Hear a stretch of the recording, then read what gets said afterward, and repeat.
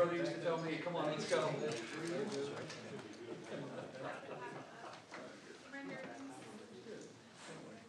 Ward, how are you? How are you doing? Good. I've got two bottles. I'm going to send you a note. I'll be gone till Friday night. No worries. We got them in a conspicuous place. If you want to do it before then, good. If not, okay. I'll bring them over on Saturday. So. You just, listen, you just made it right under the wire. My brother always timed me whenever he wanted me to go do errands, so.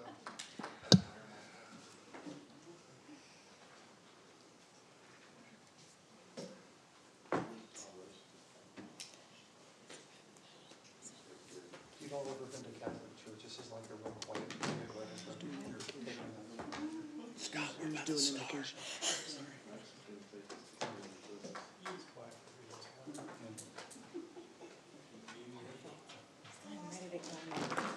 Let's do this.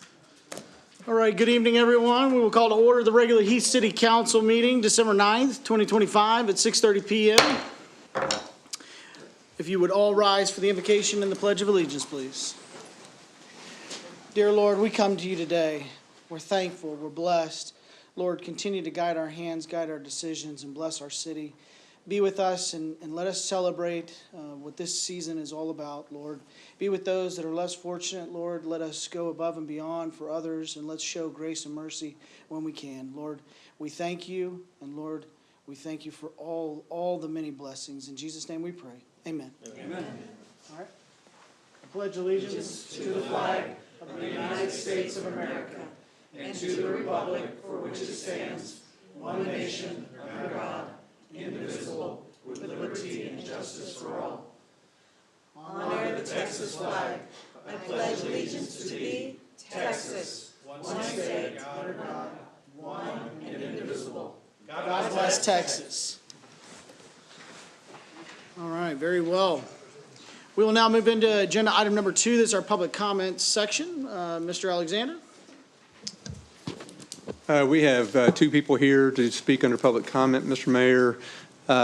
Forgive me for, I may not read this correctly. Rosella Rodriguez? Mr. Rodriguez, if you'd like to take the lecture.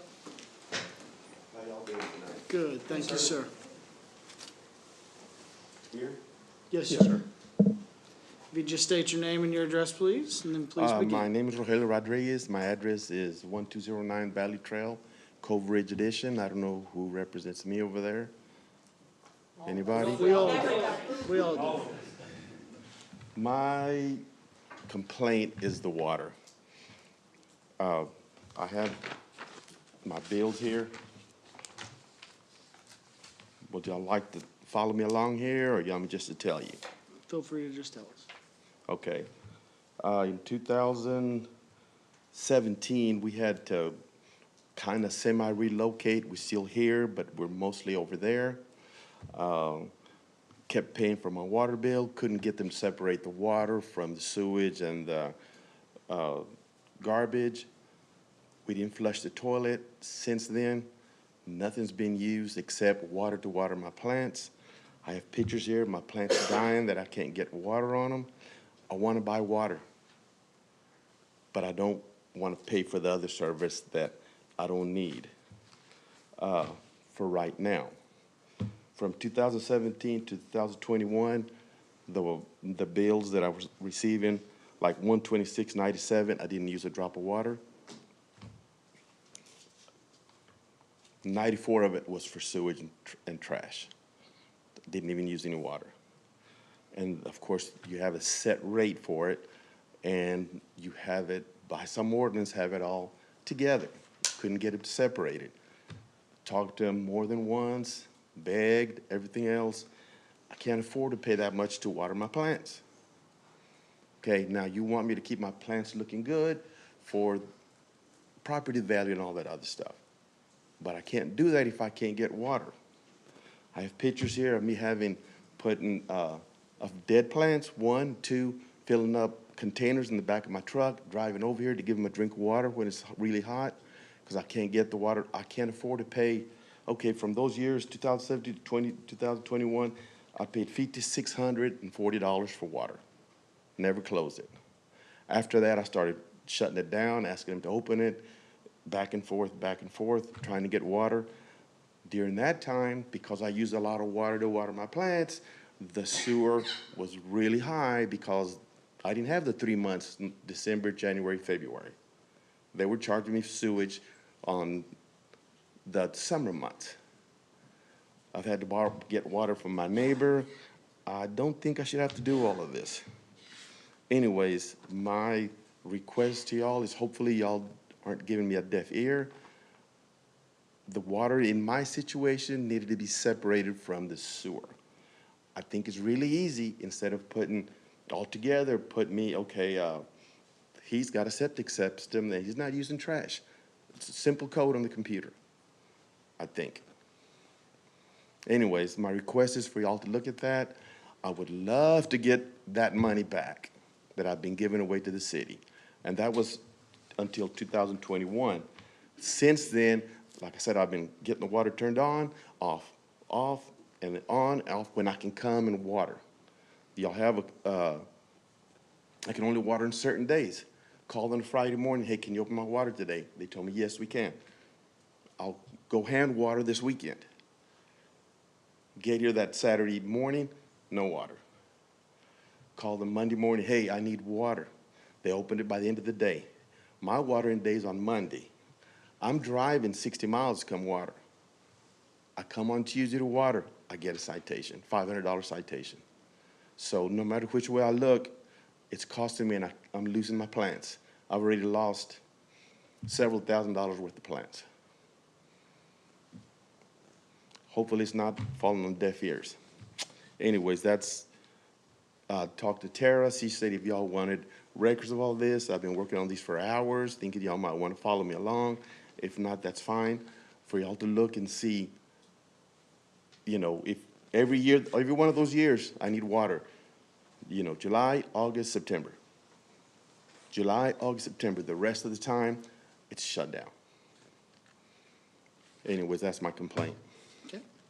Thank you, sir. If you do have anything that you would like to leave, you can leave it with Mr. Alexander. He's the city CEO that would happily take any of that information, and then we'll follow up with him. Okay, and here's, like I say, here's the water bill I got for that in 2018, 94 of the $126 is sewer and trash, and they haven't picked up trash there in 8 years. Yeah. So as a legislative body, we're happy to look at legislation and ordinances, but as far as anything singularly to look at, it would be Mr. Alexander and his team. So what would you like? I'll follow up with you. I got Okay. your phone number here, and I'll give you a call. All right, thanks. Did you want to leave any of that with me? Well, I mean, you can get it here. Right. Okay. Very All you have to do is ask Tara. She told me she would do that for anybody that needed it. Absolutely. And the only thing I do have is pictures here, but I don't know if they'd matter to you anyway. And just so you know, nothing falls on deaf ears. You can ask Mr. Alexander. That's right. All right. Okay? It doesn't mean that we have a fix, but I can tell you, we will look into it and we will have dialogue. All right. Okay? Thank you so much. Thank you very much. All right, next up. Mr. Mayor, we have Dave Perkowski. Mr. Fikowski, if you'd like to take the lectern, state your name and your address, please.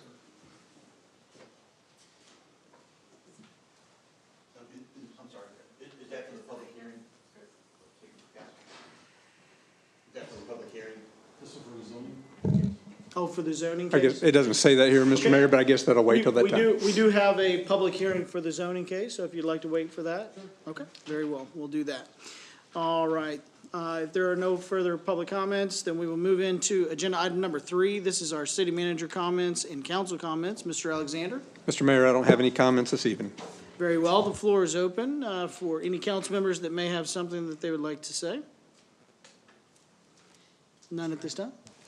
Yeah, I'd just like to really compliment the special events crew and the Christmas that we had and open arms from Standard Service, and it was just a really spectacular, very well-run deal, and makes us proud. A lot of fun. It was. Yeah, I agree. I would echo that. And a big thank you to really so many different volunteers, and I had the the pleasure of being able to list them all from the stage, but we are very thankful to Elias Pope and the Standard Service team for opening that up, and Suzanne for all of her hard work and all the volunteers, but also our Public Works team and all the amazing work that they did multiple days in preparation to that. So thank you, Councilman. Are there any other comments? No other council comments at this time. We'll move into agenda item number 4. That's our consent agenda, 4.A. Action regarding the minutes of our November 5th, 2025 special meeting and the November 12th, 2025 regular meeting. And then 4.B, that's action regarding resolution number 251209A, authorizing the purchases of water meters and AMI components from Hydro Pro Solutions. I believe everyone's had time to review the consent agenda, so at this time, the chair will open the floor to entertain a motion. I'd like to make a motion to approve the consent agenda. Very well, we have a motion on the floor by Councilwoman Thorogood. Do we have a second? I'll second. We have a second by Councilman Ombie. The motion moves. All those in favor say aye. Aye. Those opposed? Passes unanimously. Thank you, council. Moving into agenda item number 5, this is our public hearing. 5.A, conduct a public hearing and act on an ordinance of the City Council of the City of Heath, Texas, for case number ZA202505, requesting to change the zoning from AG, which is Agricultural District, to SF43, which is Single Family Residential District, and being a 4.99 acre parcel of land identified as Lot 1 and 2, Block A, Peaceful Point Addition, and addressed as 504 and 510 Hubbard Drive, situated in the J.O. Heath Survey A 116, City of Heath, Rockwell County. Mr. Gonzalez. Yes, sir. Thank you, Mr. Mayor, and good evening, members of the council. And we do have Mr. Borkowski here this evening. He's representing all the applicants on this. Uh-oh, what happened to my PowerPoint?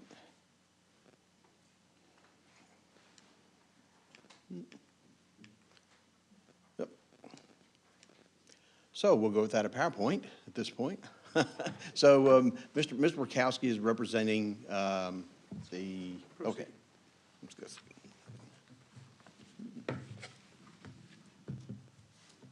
Oh, I'm sorry, go ahead. Okay, I'm sorry, yes.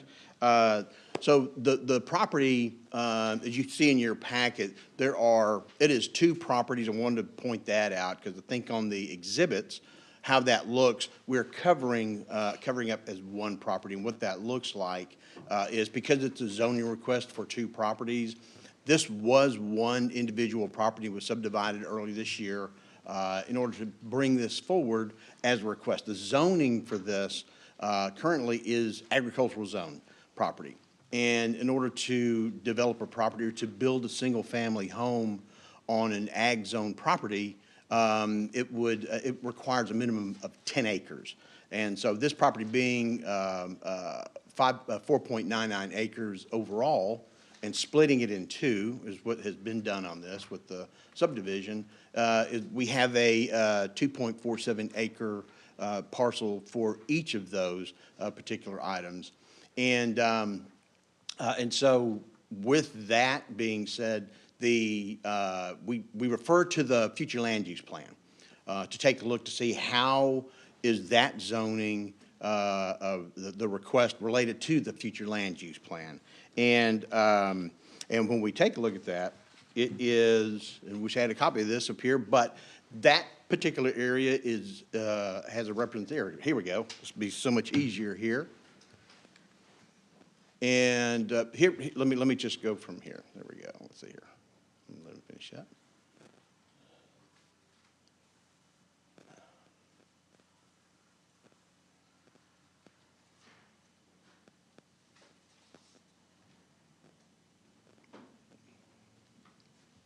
So this slide here represents, if we just back up just a bit, on the plat, there is 1 existing property on what we see as Lot 1, which is the upper portion here. Thank you, Mr. Alexander. And then Lot 2 is where the subdivision occurred. And this is for the future property that Mr. Borkowski is going to show you some information on this. He actually has a video, a presentation that he wants to show you as well. So this kind of gives you context of where the existing home is versus where the future home will be. The existing home was recently remodeled as well on the interior. And so you're going to have, you'll see from Mr. Wachowski's presentation, it's going to be a very nice property that'll be located on Lot 2.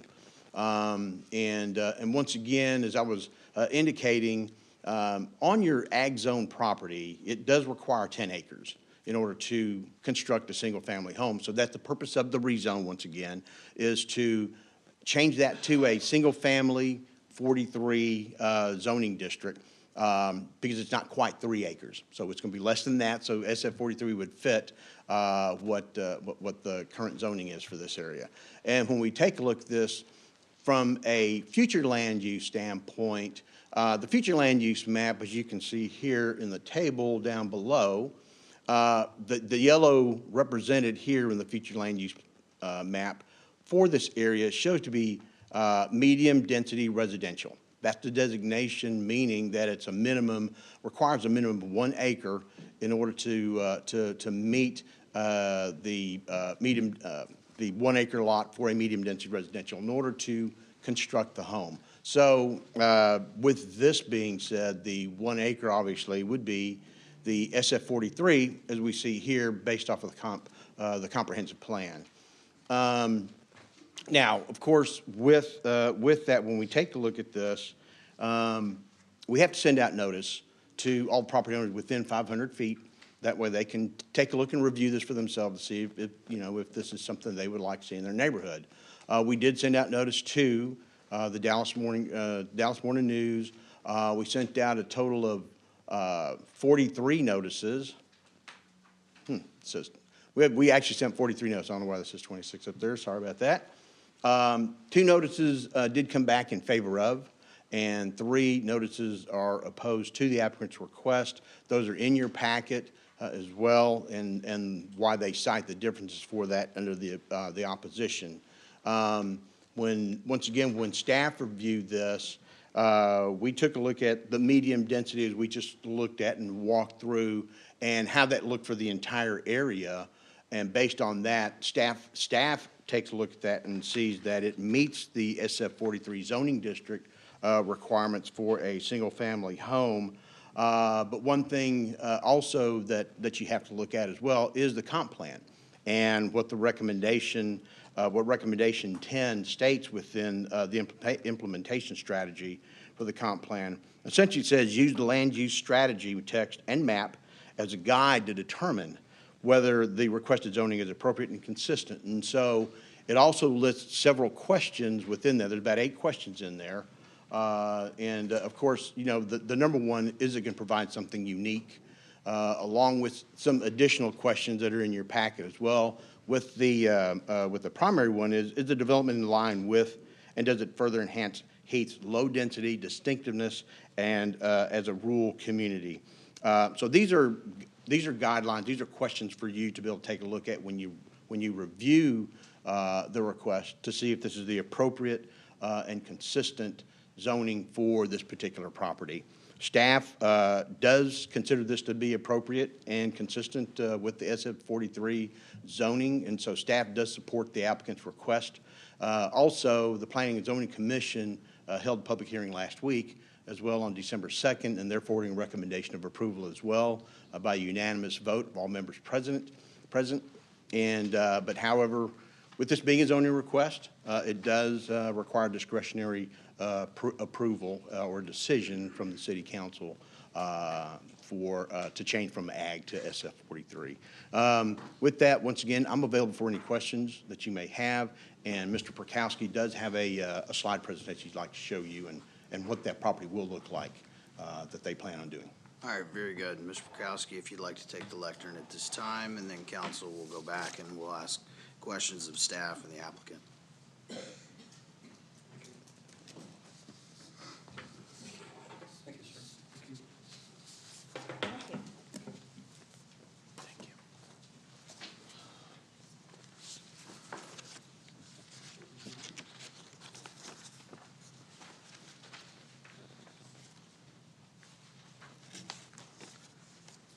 My name is Dave Perkowski, and I live at 325 Dominion Place. and thank you, Mr. Gonzalez, for all you've done. I'm here to talk to you about the request to rezone. The actual plot has been described. It's already on the CAD. You can actually go to the CAD today and see the plats laid out. So all that's been completed. We have a plan for completion of what we're going to be doing, and then I'll follow up at the end here if you have any questions.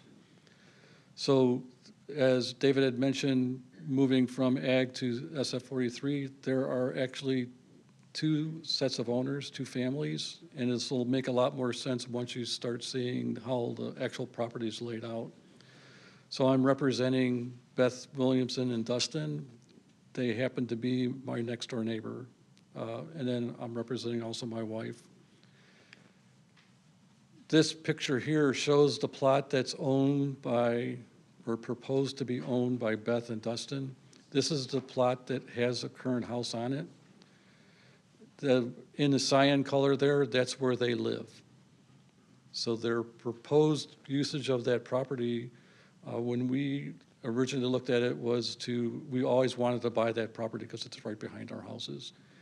And it was our thought that the house would be demolished and rebuilt or something else would happen, but we actually purchased a home too, but it was in that good of shape.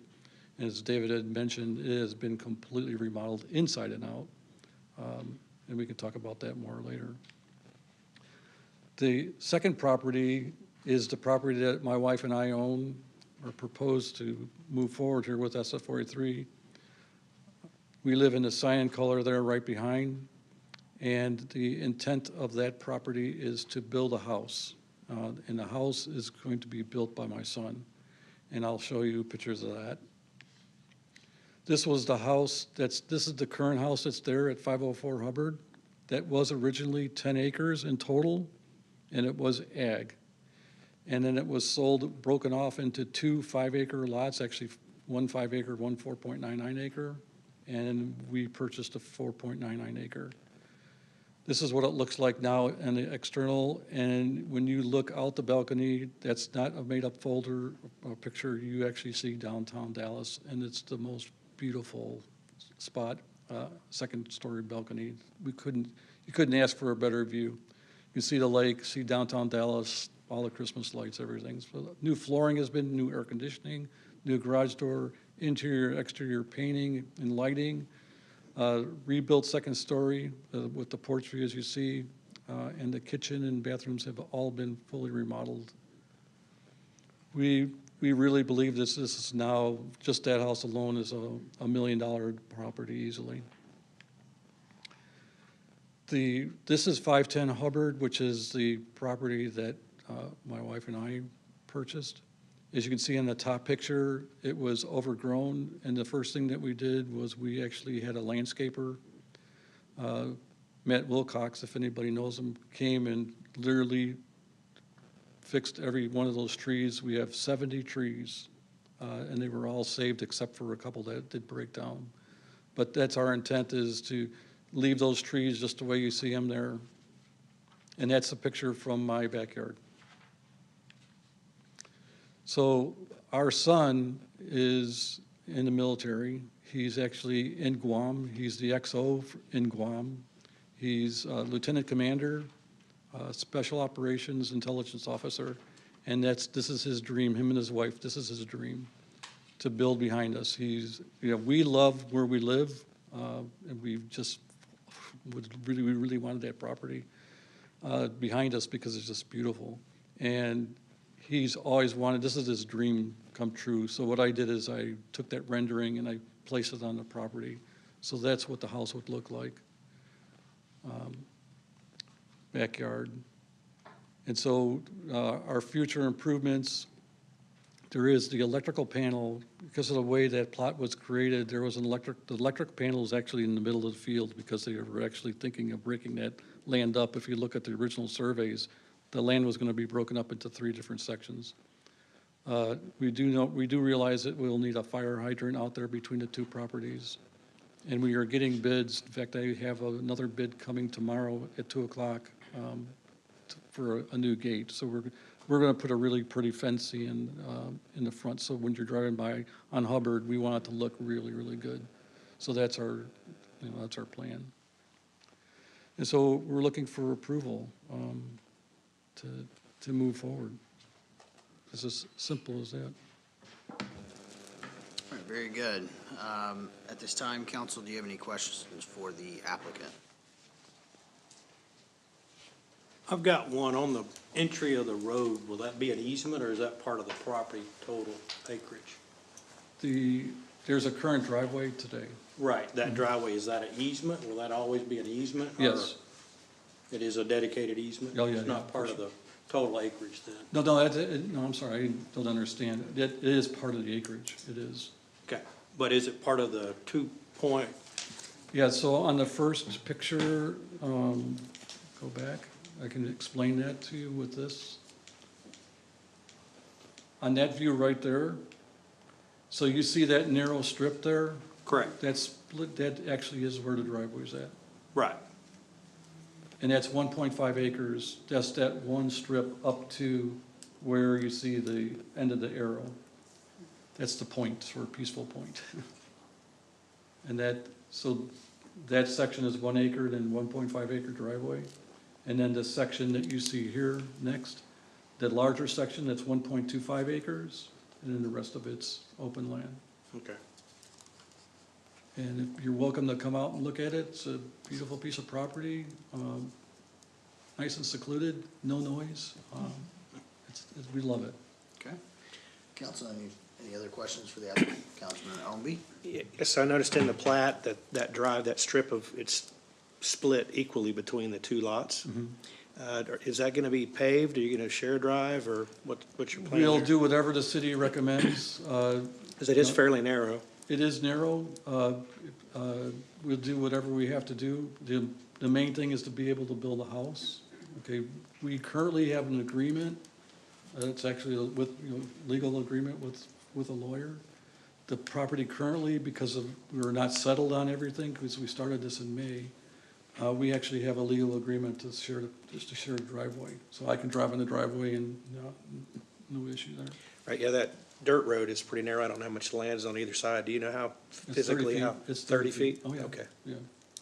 Yeah, it's so there'd be room for Oh, yeah. you to We have pass someone on it, trucks. Oh, yeah, it happens every day. Yeah. Yeah. on that, I mean, the dirt road that, Yeah, the dirt road, because there's, we let them share that property. There's actually a pool being built at the first house there, and you let them use it, not a problem. with the remodel in the pool, right? Yeah. Yeah, got it. Yeah, Okay, yeah, it's, again, feel free to look when you're driving down Hubbard. It looks a little ratty right now because we don't have a pretty fence, but we will. Well, I've actually been down it, Okay. had permission as well, so, Oh, okay. for other reasons. Okay. But, yeah, again, I didn't know how wide that was, but 30, if you're gonna have that concrete or, No, we're gonna keep it it's actually a loose, asphalt. It's loose asphalt, okay? yeah. Okay. Raised, in order than, and there's actually a culvert in there also, where you see the trees. If you look down the property, there is a culvert for Drainage. drainage in it. You said you're gonna have to put in a hydrant, you're gonna have to bring it all the way from Yeah, Hubbard? because there is no water there, no hydrants at all. I guess it was grandfathered, so the closest hydrant is actually in the cul-de-sac that I you guess, see. I guess it was ag, so it didn't, Yeah, I guess you're right, yeah, but there was It a still house is there, ag. the house Right. would have been destroyed if there was a fire. any other heavy lifts that cost prohibitive or, and it'd be expensive to put in a hydrant, I would imagine. I'll find a way. I Okay. know some people. Got some people? That's all I've got, Mayor. Okay. Any further questions for the applicant? My only question was with regard to the hydrant and the narrow driveway. I assume, will a fire truck be able to turn around Yes. and you have Yeah. room for all of that? Mhm. Okay, so emergency access Yep. is not an issue? Yep. All right. Okay. In fact, it just happened today. In fact, a big truck came and delivered a whole bunch of stuff and just let them turn around in the field. It's just a field. Okay. It's not gonna be anything different. All right. Any further questions for the applicant? Thank you, sir. Thank you. Mr. Gonzalez, if you take the lectern for questions for staff.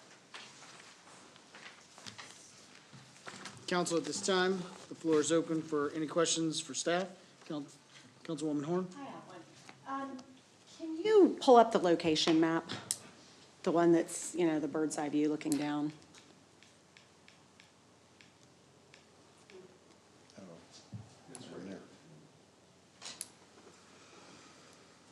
Yeah. So I see the house that's at 504, and then I see below that it says 504 Hubbard. I'm assuming that should say that's going to be the future location of 510. Is that correct? But it's currently 504. Currently, since it's subdivided, Yeah. that's where you went through CAD, and the Okay. other property, Lot 2, has been assigned 510. That is on the lower portion, yes. Can you point your pointer at where the house is going to be located in relation to the other houses that? Okay. Thank you. Very well. Oh, Councilman right Moore? here. Mr. Gonzalez, is any of this in a floodplain? Not to my knowledge, it's not in floodplain, no. Okay, thanks. Councilman Dodson? Just a couple of comments, Mr. Mayor. As I look through the responses from the homeowners in the area, the three ones that voted to decline or deny this, one asked for 1 home, 1 acre, and for us to adhere to our ordinances, which this clearly does with each home being over 2 acres or on 2 acres. The other one cited bad road conditions, and I think that with the program that Mr. Creed has developed, I think that if there are bad road conditions, that we will have the ability to fix that, and maybe something will be coming in front of council tonight on the ability to give us even greater capacity for that. And the third one talked about the aesthetic value of having homes in these 2 spaces. And I don't know about the rest of council, but that 1 home is a wow, and would be additive to any neighborhood in the whole city. So I hope that your son gets an opportunity to fulfill his dream. It's quite away from the road. I don't even know that it'd be that easy to see Well, from Hubbard. seen or not, it's a wow. Yeah.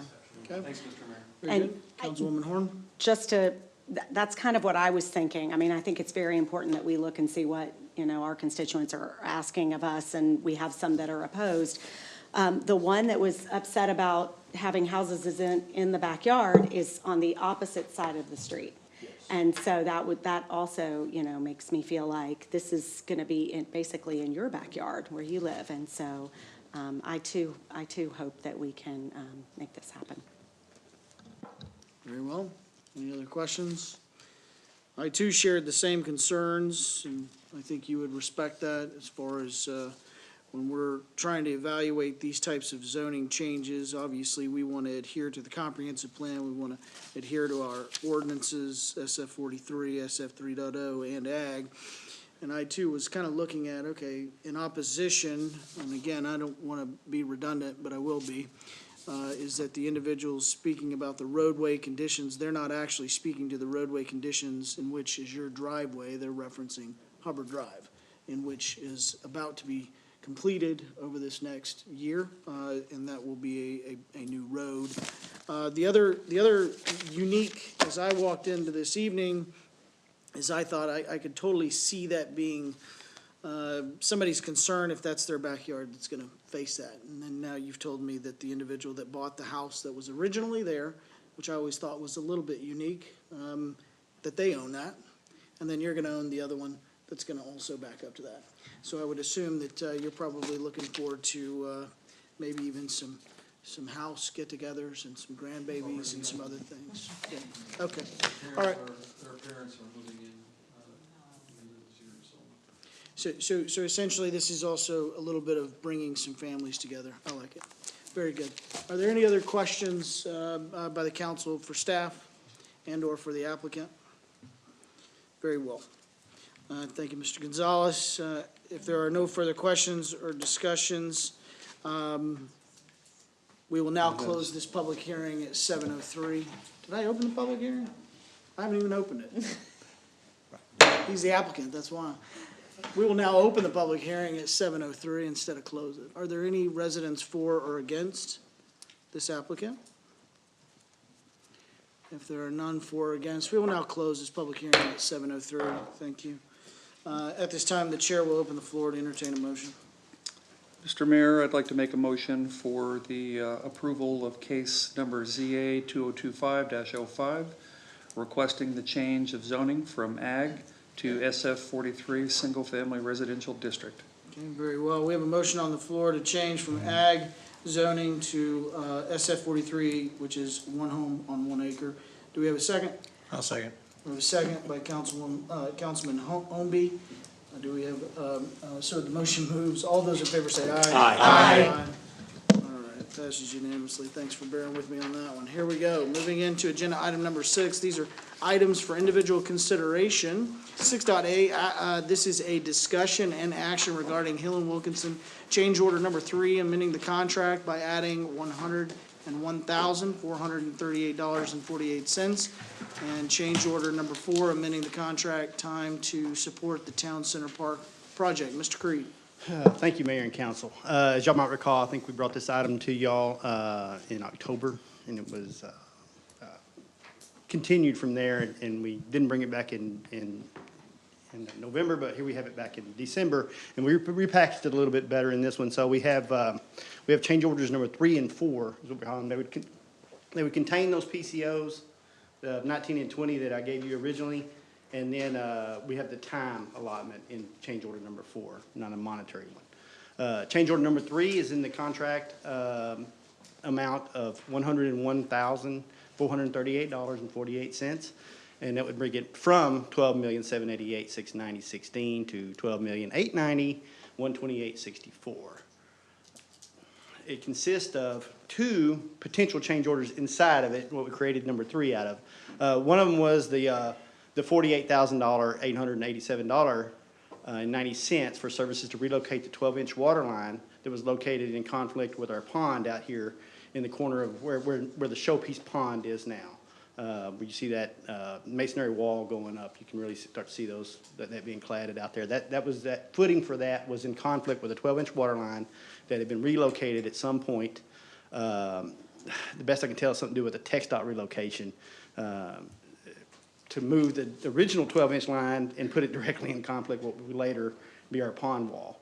So when that 12-inch line was encountered in the pond area, they did not strike it. However, we could not continue with the construction of the pond wall. And then during excavation, as we were exposing the 12-inch, we did hit an old Forney Lake 3-inch line that was charged, and it did completely fill the hole. And they had already done work in the pond, obviously had their footings built and things like that. Not poured, but it washed all that out, resilted in the pond. That all had to be taken out, had to be cleaned out. The line had to be relocated after we repaired the 3-inch line. All right, so that's what occurred on this one. There is a rendering of the pond. So if you can see my little marker, or little light up here. So we have a 12-inch that came down here originally and came straight, and then tied in here on Hubbard, and there's a 16 that goes this way, and 16 that goes this way, and there's another 12 that comes up around this way, ties to an 18. At some point, there was a relocation done where they abandoned this portion of the 12-inch and 90 directly off this way and came straight back down and tied in, and that put that directly in conflict with that wall right there. And so I can show you a little bit better on this drawing. If you'll notice here, you'll see the 12-inch coming down right here, and you'll see the 90 and then bring it down. So we had to abandon this portion here between this diagonal line, which is the new line, the new bypass we put in, and take this line out here that was in conflict. You see the pond wall here. So this was a company called, one of the subcontractors working on this was a company called Trophy. And to relocate that 12-inch line, that cost of that was this $22,000 represented here by this quote. Additionally, the contractor charged us for delay charges due to they had already placed their footers, They had already begun their work, setting their forms and things like that. They had already graded the pond, and they had to go back and do those things. So, and in that moment, when the 3-inch was struck, their equipment was on hand. They did use their equipment to do some excavation so that utility crews could get the leak stopped, and provide some assistance. But in that process, they obviously charged us for that standby time for those crews and for that equipment.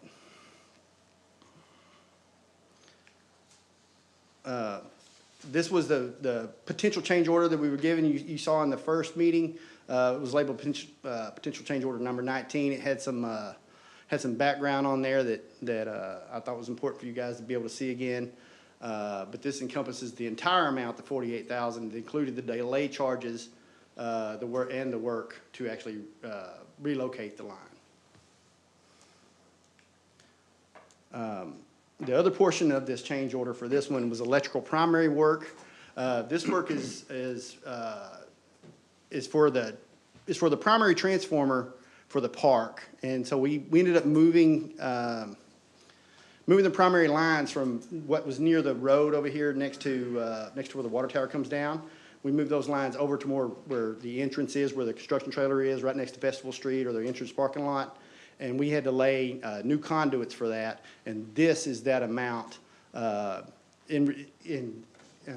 this. There's also some conduits in here that were laid in relation for the well primary power, which has not been run yet, but the conduits are there, if that makes any sense. This would be the rendering that would kind of show where I was speaking about. So originally the lines were out here, and they had been moved to in here. And they come up like this, and then they angle over, and this is your well pad site right here. So they angle over in here because we're going to have all our electrical in this area. And I can show you a better drawing of that. And you'll see, now, you can see the Festival Street here, so the parking lot's down here below off screen. But you can see the conduits coming up and then angling over to where their electrical primary for certainly the well is, and the park is transformers nearby as well. This was the conduit installation from the electric company, and they had to relocate a splash pad circuit as well. There was also some work that had to be done with Trophy to move, I believe it's move an existing water line that was in conflict. And then the AALC invoice you see there is actually a credit for some landscaping that we no longer needed because we were moving things around with those transformers. So that's a credit back to us. That was not a charge. All right, this was in the contract. This is the legal portion that makes us what I believe is likely liable for these costs. And it says as the contractor encounters conditions at the site that are subsurface or otherwise concealed physical conditions that differ materially from those indicated on the contract documents, or unknown physical conditions of an unusual nature that differ materially from those ordinarily found to exist and generally recognized as inherent in the construction activities, or if the character provided in those contract of the contract documents, the contractor shall promptly provide notice to the owner, which they did, and the architect, which they did, before conditions are disturbed, and the event is no later than 14 days after the first observance of the conditions. Obviously, the water leak, we were notified immediately because we had a mess on our hands. The architect will promptly investigate such conditions, and if the architect determines that they differ materially in cause an increase or decrease in the construction contractor's cost or the time required for the performance of any part of the work, will recommend that an equitable adjustment be made to the contract sum or the contract time, or both, which is being requested tonight on both of those things. If the architect determines that the conditions at the site are materially different from those indicated in the contract documents, and that no change in the terms of the contract is justified, the architect shall promptly notify the owner and the contractor stating the reasons. If either party disputes the architect's determination or recommendation, that party shall submit a claim as provided.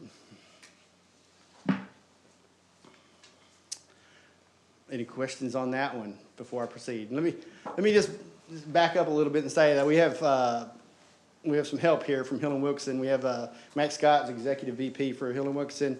We have Jim Sackett, who's Vice President for Hill and Wilkinson as well. And we have John R. Ringer, who is the Senior Project Manager, and we have Minnie Castro, who is the Assistant Project Manager, all from Hill and Wilkinson to assist, as well as I think y'all know Emily Drake from Kimley Horn, our architect representative. Brought an army of people. Jim, John, Max, Emily. Must be bad news. Very good. So change order number 4 is the contract term adjustment adding 120 days. I don't know if, so part of this contract, if you read the old contract, I believe the time was actually, we already had GCs up to like October. So we're having to adjust general conditions up to, that's the second portion of this. Let me go ahead and jump in. This is adding 120 days, taking up to April 7th, 2016 is the final contract, substantial completion date. But in your packet, you may have noted that you got general conditions for the project being funded through a contractor contingency in an amount of over $300,000. Those are the costs for having them on site and materials they need, and not the materials for the park, but the general conditions, their trailer, power, staff, things of that nature. Those general conditions are approximately $68,000 a month. Adding 4 months of those, you'll get really close to $300,000 of the contract that it added. Those general conditions right here, I can't see that very well. However, there are some savings in there as we ramp down the project. There is a little bit less. I think it drops to about a few $1,000s on the very end of it. But we want to be transparent about that. That's coming out of contractor contingency. There is no contractual adjustment for this amount of money, but these GCs will be directly tied to the time extension, obviously, so we wanted to show those to you. I would like to note for the record, for those of us that were on council, whenever we were creating some of these delays, we made note of, we are also compounding our additional cost. You can continue. So this is a PCO. This is tied to that. Adding the general conditions to the contractor contingency, not taking it to the contract. And this would be the contractual terms that would apply to this. It says if the contractor is delayed at any time in the commencement of the progress of the work by one, an act and neglect of the owner, the architect, or an employee of either, or a separate contractor. By changes ordered in the work, which I believe applies here, we're going to discuss in a moment when we talk about the well, and other things that were done.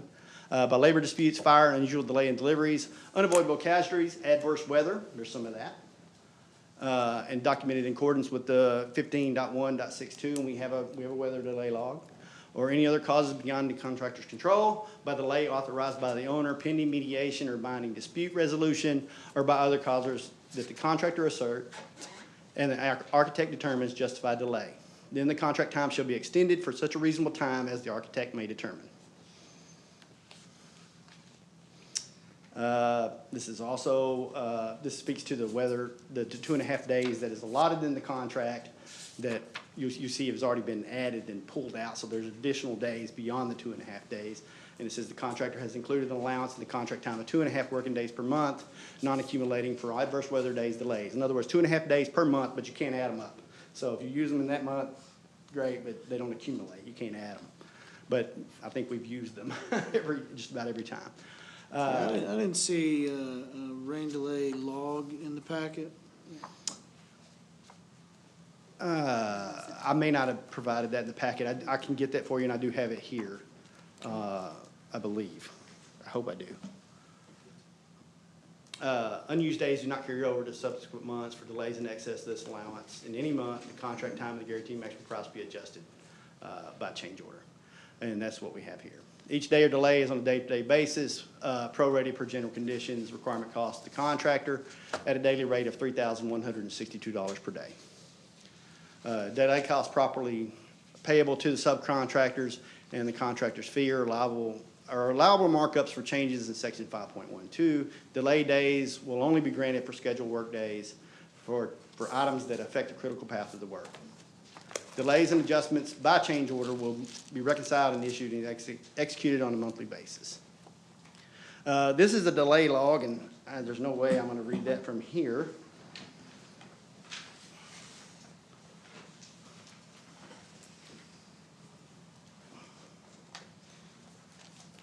And this specifies some of the items that caused the delay, and I'll be happy to go through them.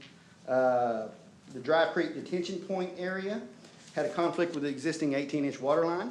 So what that is when we got out here next to the road, the 18-inch water line that was there was subsurface, so it wasn't killer until we got ready to go down into the plans and realized that we needed to do grading work that would cause a conflict with that 18-inch water line. So we had to go back and do redesign, because we didn't want to move the 18-inch water line. So we just did regrading, but that did cause some delays.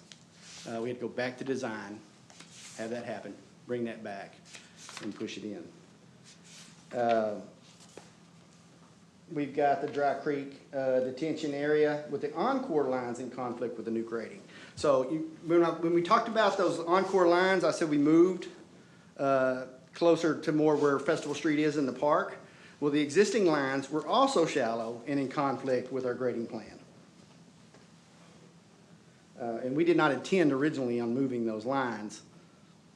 The well kind of helped that, but that was not the original content of the contract in the plans. The showpiece entrance, we've talked about that. We actually had a couple of things over there. I kind of forgot about this one. So when we originally started going out here, there's an outfall to the pond that goes out to Boat Ark 740. We found an Atmos gas line that was directly in conflict with our outfall. Atmos had to come out and move that, and that did add some days to the contract. We also had this formed up rebarred for both of the looking points, We did. and that had to be taken out, It did. reformed. That was when the rebarred. water leak occurred, yes, sir. Correct. Those footers were formed up. The Dry Creek detention pond area was relocation of the power lines I spoke about. There were some sports courts. We had,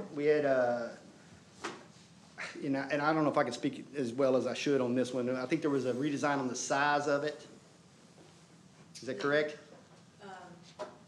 There was a concern over cost, and so we went to a different sub because the cost was coming in high. We were looking at ways to reduce costs. Hey, Emily, could you? Yes, please. Sure.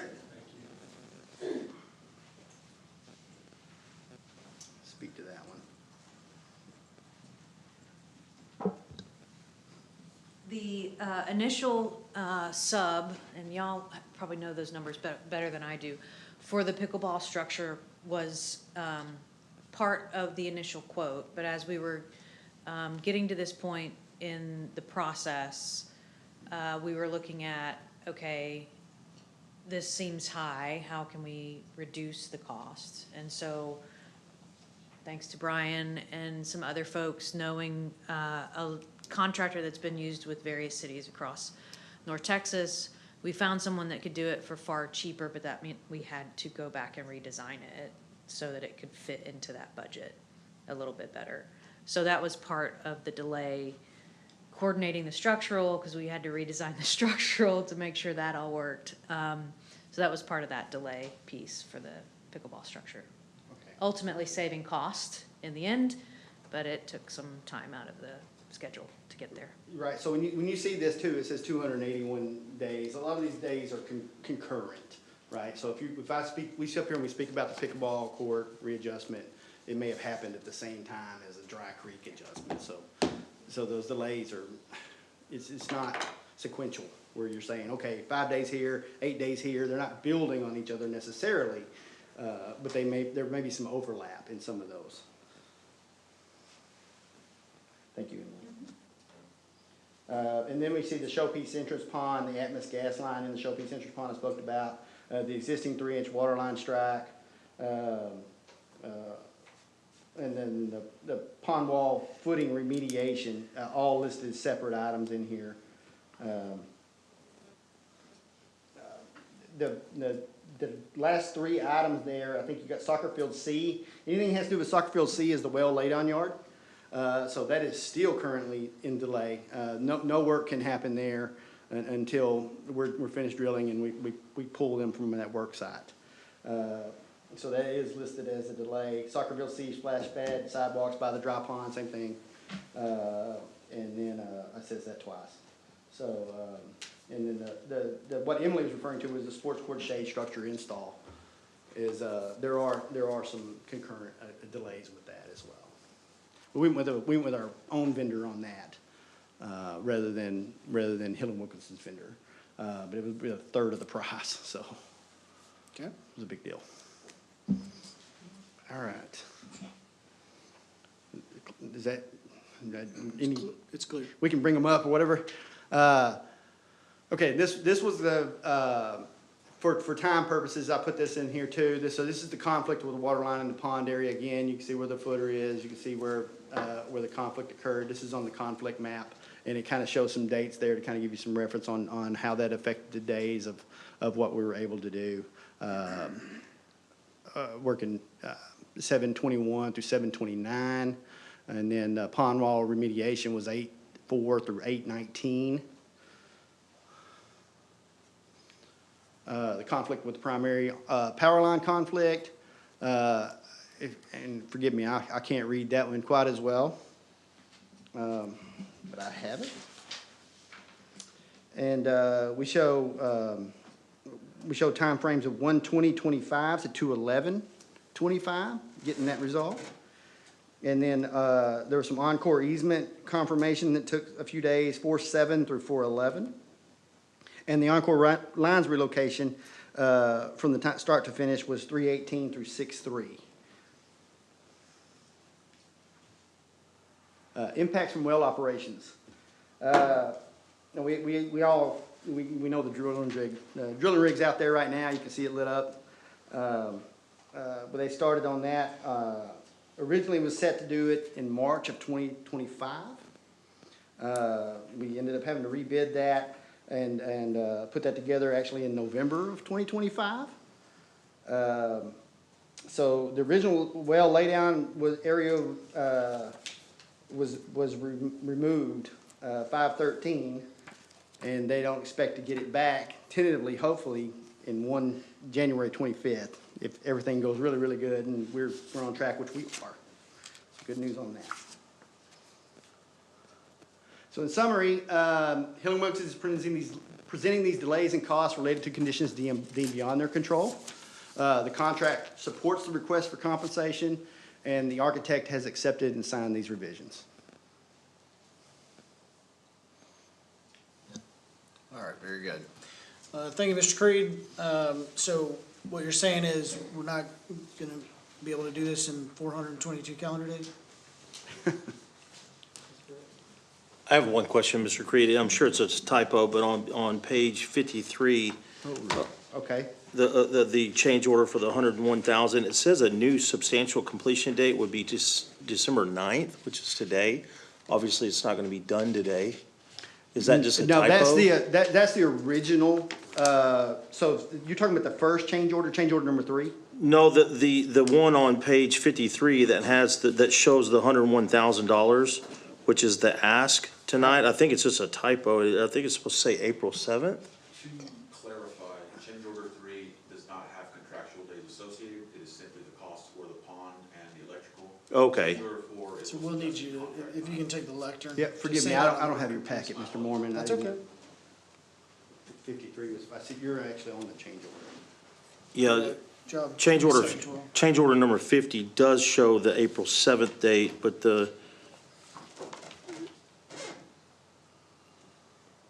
This is Manny. Manny. Castro, Assistant Project Manager.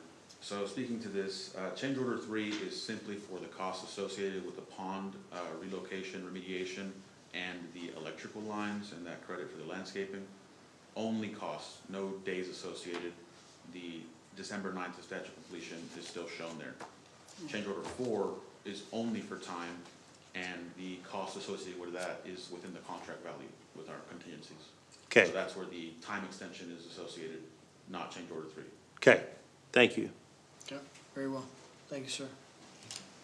Okay, so as we go into questions for staff, obviously we have lack of knowledge on pre-existing infrastructure, creating issues. We have failures within the construction of things that happen, whether it be muck outs that have to happen due to water pipes busted, multiple pipes. We have electrical that's found that really in the grading plan disrupted, that had to be redone. We have weather delays. And then we also have the delays for the water well, which we pivoted a number of times. We did. Fair game? All right. At this time, council, the floor is open for any questions that you may have of staff. Brian, do we not know where our water lines are based on the age of the lines, or what's the reason why these are surprises to us? So I will speak to the 12-inch out here. It was not on the map. It showed the original alignment and not the adjustment that had been made. Right. We did not understand that it happened and did miss that as the owner. I will say that. I did find documentation that referenced it after the fact. And you received that information from our Richard Dormeyer Engineering? I think I found it in our existing archives when I started digging. Okay. Yeah, looking for any kind of water line relocations. Right. And I found it from 2014. There was a design that said something, it referenced something to do with the intersection, which I guess never occurred because the old water line is still way on private property, nowhere near in the right of way. So I'm not sure why the relocation occurred, but it did. Let me ask you, and you would know, Mr. Alexander, you may know, obviously, this project started over a year ago. Was Richard Dormeyer, our engineer, in our pre-construction meetings and ongoing meetings throughout the phases? So when the CMAR contract was awarded, and vetted and RFQ'd and all that, I wasn't here yet. Okay. So I don't know in any pre-construction what occurred with that. I would defer to Helen Wilkinson or Kimley Horn for that. I'm not sure if Richard was involved in any of the planning. Not in the pre-construction. Okay. So, if I recall right, let me look these dates up. I don't know the actual dates. Richard was here when we were doing the initial pre-design for the park, the concept design. He provided us with what he could find from the city archives for the pipes that were out there. Our design drawings were based on those drawings that were provided from him. And what we have found in this process, PVC pipe, because of the heavy clay soils, is hard to determine with the ground penetrating radar systems. And the deeper you go, the harder they are to find. And so unless there is a tracer wire associated with it, and none of the water pipes that are out here have tracer wire. And so we tried as best we could, given the drawings and the backup data that we had, to document where they were. Some of them were just not documented well. Yep. And that's where we were. And agreed. I mean, the contractor seems to really have no prior knowledge of that, nor could they have. And, they. And I will say this, it looks like there's a lot of time up there from a delay standpoint. We did our best. Hill and Wilkins did their best, and the guy running that dozer knew what to look for to keep some of those larger lines from getting hit Right. in the process. As soon as something came up, myself or Joelle or someone from Kimley Horn was on site to see what it was and develop a solution as fast as we could to Yep. keep us going. So, Very good. Okay. Just a follow-up question. So Richard Dormeyer was in the pre-planning of the design, not necessarily in the pre-construction, reviewing the all of your Right. construction sets? yeah, I think if I recall, he was not on board. He left well before, probably 6 to 8 months before the last city manager left. So that would have been beginning of last year. He's here. He's been here. He's still around. He was not involved beyond that point.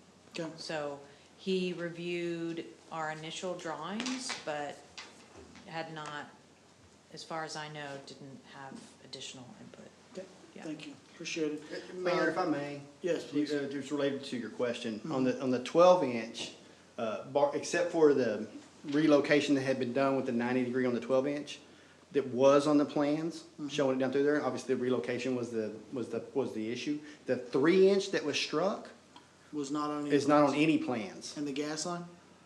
The gas line was shown to be out further in the right-of-way Okay, and not as far in on the private as it turned out to be. okay. And then- So Atmos did relocate that for free. Okay, However, there was a additional wait. delays, right. Right. Yeah. And then what about electrical, all the electrical that was found? So I think the electrical, it wasn't a location issue. Well, actually, there was one outside the easement. It was the depth issue for the grading. Right, okay, Yeah, and water line plans rarely show us a depth sure, that's anywhere near, okay, close. Very Sure good. can. thank you, appreciate it. So it would also seem to me, Mr. Mayor, that, this April 7th date is kind of a best-case blue sky, no other delays date. And let's face it, force majeure and weather is not the fault of the contractor, but that is also during rainy and storm season. So the probability of us hitting April 7th and expecting absolutely no delays, we just have to, I think, be mentally flexible while trying to drive on a date per the schedule. Oh, I think they can hit the day. So Can't I'm we? not, Of I'm course not we trying to can. get a get out of jail free card. I'm just Of course we saying that can. we just We're have to going be. vertical, buddy. Yeah, we got to be We reasonable. can hit the dates. If I could say one more thing, sorry, about Richard Dormeyer, I'm sorry, my memory is now being jogged, as I'm thinking through the electrical piece on Dry Creek.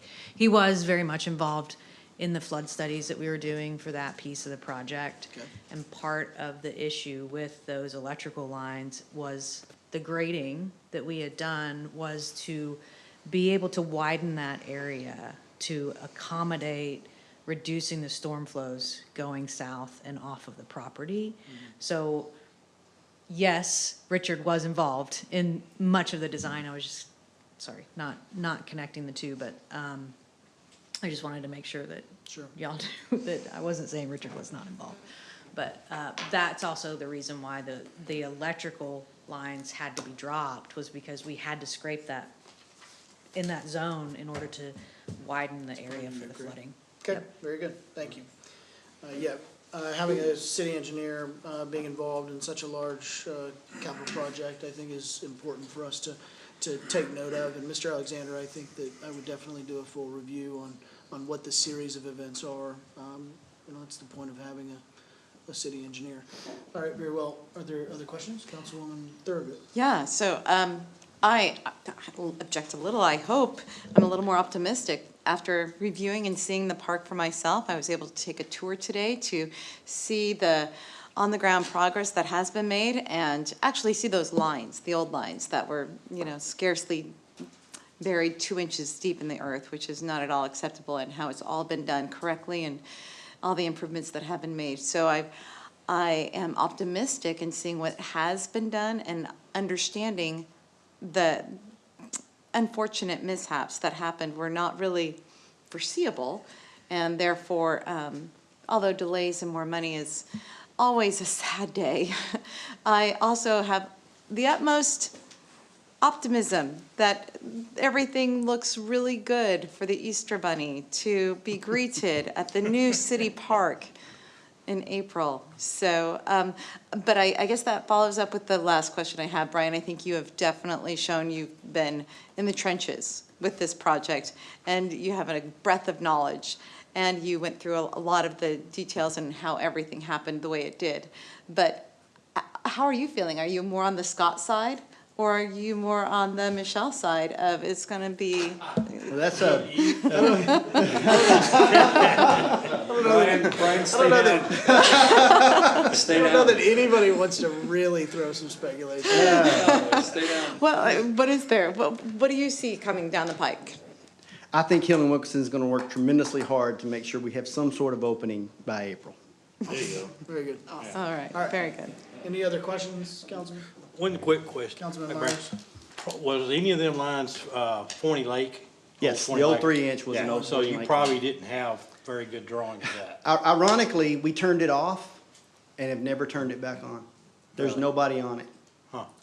And ironically too, for the record, we purchased that, so in due Yeah. diligence, we should know where that line is. Yeah. So I just want to say that for the record. Very well, moving on, if there are no further questions for staff at this time. Thank you, Mr. Creed. sir. All right, the chair will open the floor to entertain a motion.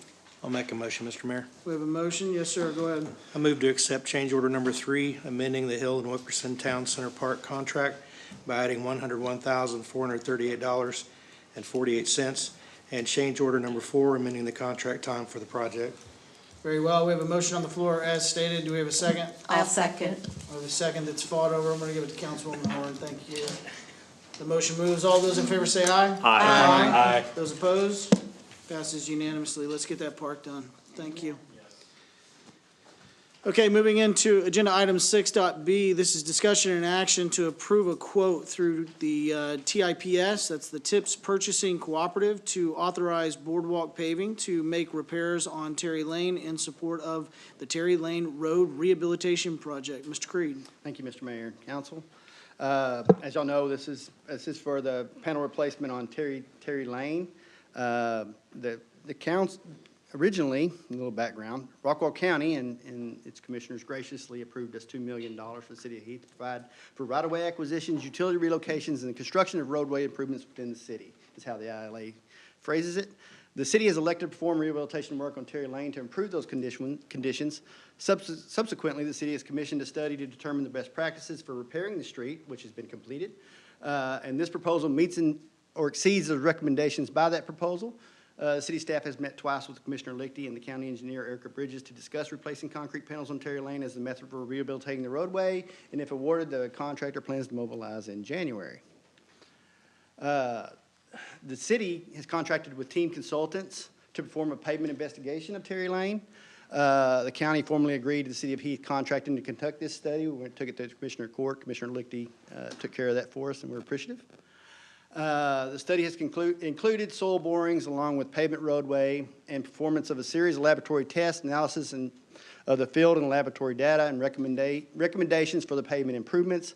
Staff is recommending 8-inch concrete with a 6-inch flex-base subgrade. This design meets or exceeds the requirements of the pavement investigation and likely meets the goals of pavement longevity. This is the quote for Terry. This is through Boardwalk Paving.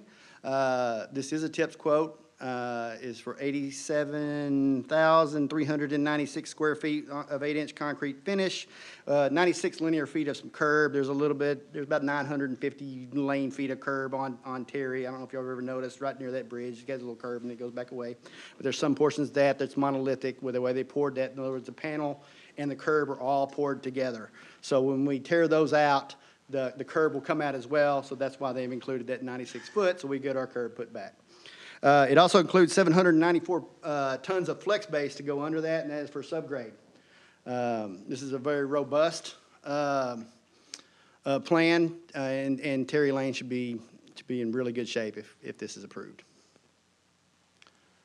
The areas of work, forgive my artwork here. I'm not an architect or have the Kimley Horn tools that they have and do all those fancy ones. So mine looks like, you know, I think your Mario paint looks really good.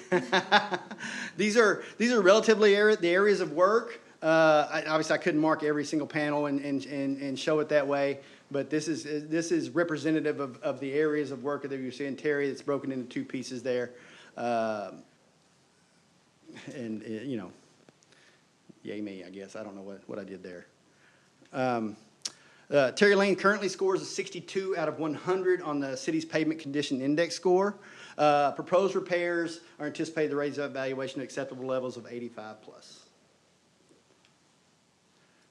All right, Boardwalk Paving and Construction shall provide all necessary traffic control measures. We spoke to them about this. We know there's concern.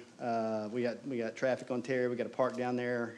We got a boat dock down there, the only free one on this side of the lake, as I hear so often. The contractor will complete the work on one side of the street in its entirety for commencing work on the opposite side. They'll do 1 lane at a time. That way local traffic control can function in a line of sight, things of that nature. The contractor and staff will provide a more detailed traffic control schedule prior to the project kicking off and ongoing throughout the project. Boardwalks intends to begin construction if awarded in January. They've stated the duration of the project is anticipated to be about 2 months. And that's all I have. Very good, thank you, Mr. Reed. The only things to note here is your ETA of January and February. Obviously, if that's running at the same time as Hubbard Drive, keep in mind of where we're starting. I would assume that we're gonna start closest to the lakeside. I think they'll start wherever we wish. Okay, so then that way you don't have, if any of your detour crosses over, no different than Meadowview or Meadowcrest Bridge. Culvert. Meadowview Culvert, needing that to get done. Yes, sir. Which I saw them pouring today, which is great. But hopefully we can get that stuff done so your detour works properly and then not having delays with this. So you just gotta make sure that we're Certainly. working that timing logistically. And then as far as demo and replacing at $17 a square, I mean, I think tips obviously seems to be very competitive. That was my only concern. Yeah, So- I didn't mention that. Thanks for bringing that up, Mayor. So we compared it to our most recent, and we have a bid for Hubbard Drive. And ironically, Hubbard Drive has some 8-inch concrete with 6-inch flex base and some demo work in there.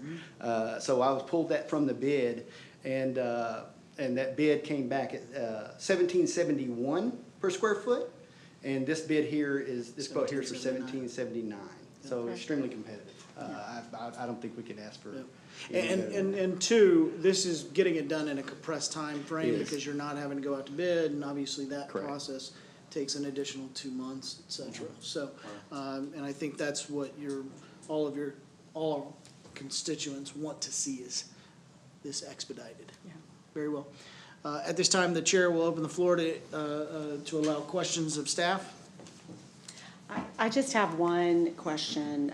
First of all, I'm just really excited for the citizens of Terry Lane, that this is going to happen. How do we intend on informing them that this is going to get started? What is the communication going to look like? Well, the communications person isn't here. I'll let Mr. Alexander speak to that.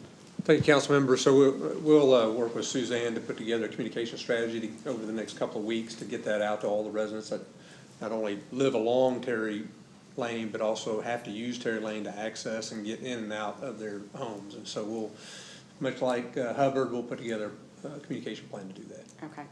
The only comment I'd have on that, keep in mind those constituents that aren't good with the cell phone. Yes, ma'am. And aren't good with social media, because I talk to a lot of folks that don't know that those things are happening and don't use either of those things. So, Absolutely. thank you. We'll make sure we're communicating in various ways to ensure that people that aren't on social media or using digital means will get it by mail or in some kind of paper format to look at. Awesome, thank you.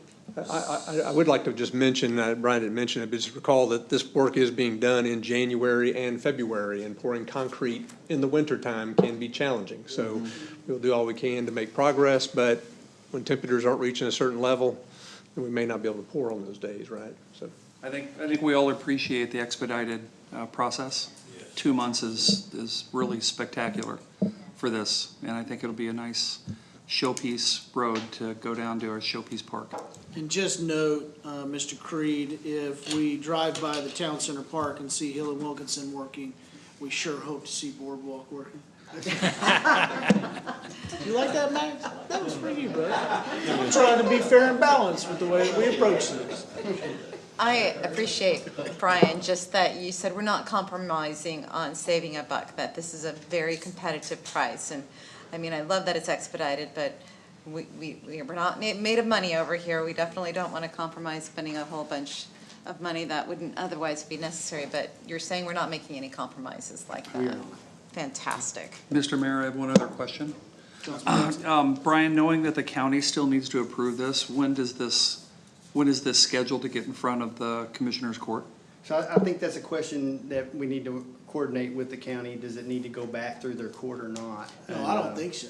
The commissioner I'd be happy, Commissioner Leakey's here. Well, I saw him in the back. I was just, trying to lean into that one. That's a great question, Mayor, council members. We will be working with our commissioner and county judge with regards to that, and we'll report back to you. Sounds good. Thank you. And let us just say for the record, Mr. Commissioner Lichty, we thank you. We thank the county for allowing us this opportunity and those that walked before you and worked on this, and so thank you.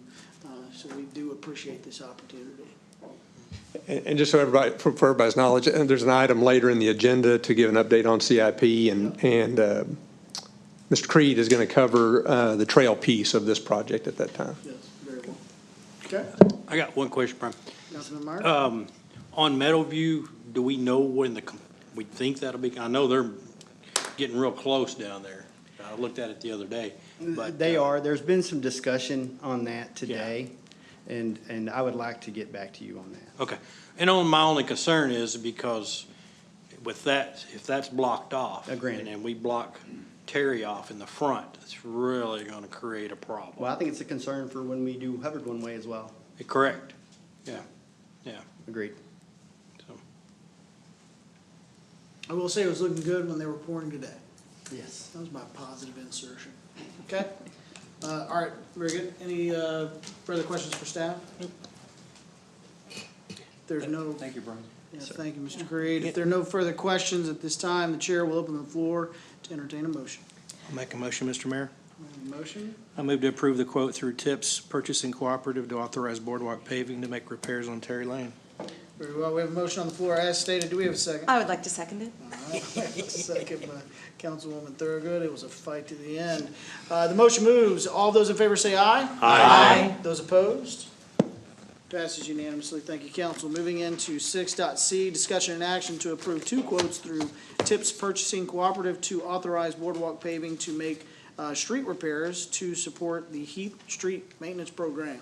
Seems as though you liked the price point and you said, hey, let's get some other stuff done. Yes, sir. Thank you, Mayor and Council. Y'all have seen this before. This is just a different area. This is City Heath Street Maintenance Program is what we've dubbed this thing. And what I've brought before you today is a request for City Council approval to proceed with necessary street repairs on Country Club Drive. I know this ain't the first time we've brought Country Club, but it's a long road. There's lots of portions of it that I actually walked Country Club myself completely, and it's in tough shape. You know, there's a lot of areas that needed attention, and so we marked a lot of those in this one, and then and then it's also the entrance of Heathland Crossing.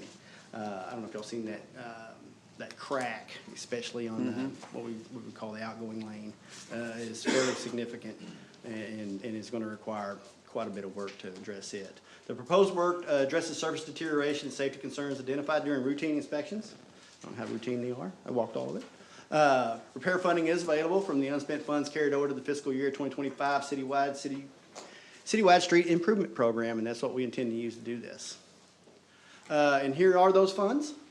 You can see the previous years. You've seen this before, what the budget was, what the actuals were, and what the balances were. In 2025, we had $920,000. With this encumbrance, we'll have spent $849,112.63. That will only leave $68,000 in that remainder bucket on that one. And we will move to the 2026 portion of $966,000, and we intend on spending that as well. All right, the scope of work that we're asking for today is, as I mentioned, is Country Club Drive street repairs. This is targeted street repairs. This will be panel and sub-panel replacement along Country Club. I believe it is from near White Road down to Kings Pass is about roughly the area. There might be a Rachel to Kings Pass. I think it's beyond Rachel. I think I passed Rachel. We did up to Rachel. Now we're doing Rachel. Okay. So for Rachel, Okay. On the other side. I'm gonna trust you. just another 2 blocks. But Okay, that's what it is. All right. But there are some panels that kind of leaks past in a couple of spots, but we identified panels and partial panels that need a replacement for a total of, it was obviously $278. When you run through tips, you get a 10% discount, so it's $250,777.51. And there are some representative pictures here. You see this panel cracking on the left, pretty severe, spalled out between panels. This is nowhere near the number of spots. This is 3 representative spots of what we saw often along this portion of the road, where they've been patched with asphalt, different things like that. Spalled out here, you can actually see a little bit of where it's getting down to the rebar right there between those panels. This is very representative of what we saw all along this portion of Country Club Drive. All right, the other one is for Heathland Crossing street repairs, and this is kind of the entrance area where it's a double lane, has a median there, it goes down to 1. There are some areas where it goes beyond that split lane with the median, and it kind of goes beyond that just a little bit, but beyond that, it's not too bad. But whatever happened on this entrance, it's bad. These cracks are representative of what you see all along these portions of where those medians are. These are targeted street repairs. We're only changing out panels that are structurally compromised. If it's aesthetic, we left it because it still has some life in it. However, the repairs are still extensive. That one crack, it goes for many, many, many feet. And it's quite wide. This total of this one is $343,914. With the tips discount, we get it for $309,543.32. And these are some pictures that are representative of what we saw. There are some spots of some spalling and some little chipped out or deteriorated concrete that are there. But primarily what you see along the Heathland Crossing area is these real bad longitudinal cracks where the panels have just stress relieved right in the middle, and some of them are wide enough that they certainly could catch a bicycle tire or cause a motorcyclist to have some issues, no doubt. The portion of Heathland Crossing currently rates 63 on a 100 of the city's pavement condition index score. This proposal addresses multiple areas between, that's wrong. That would be for Country Club, the proposal, multiple areas between White Road, which Rachel, and Kings Pass that also score below 70. So I think it's what I was trying to address. I apologize for that. So it's scoring for both of them. This is from the actual pavement condition index. So it's a little hard to understand what is here, but I left it in here because I like it. And you can see Country Club right here coming down. So all of the spots that I've left as I've run through the filter are below acceptable levels of this Country Club.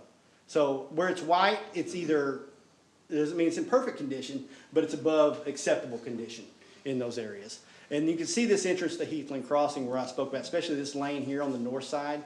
That's where that real bad crack is down the middle of it.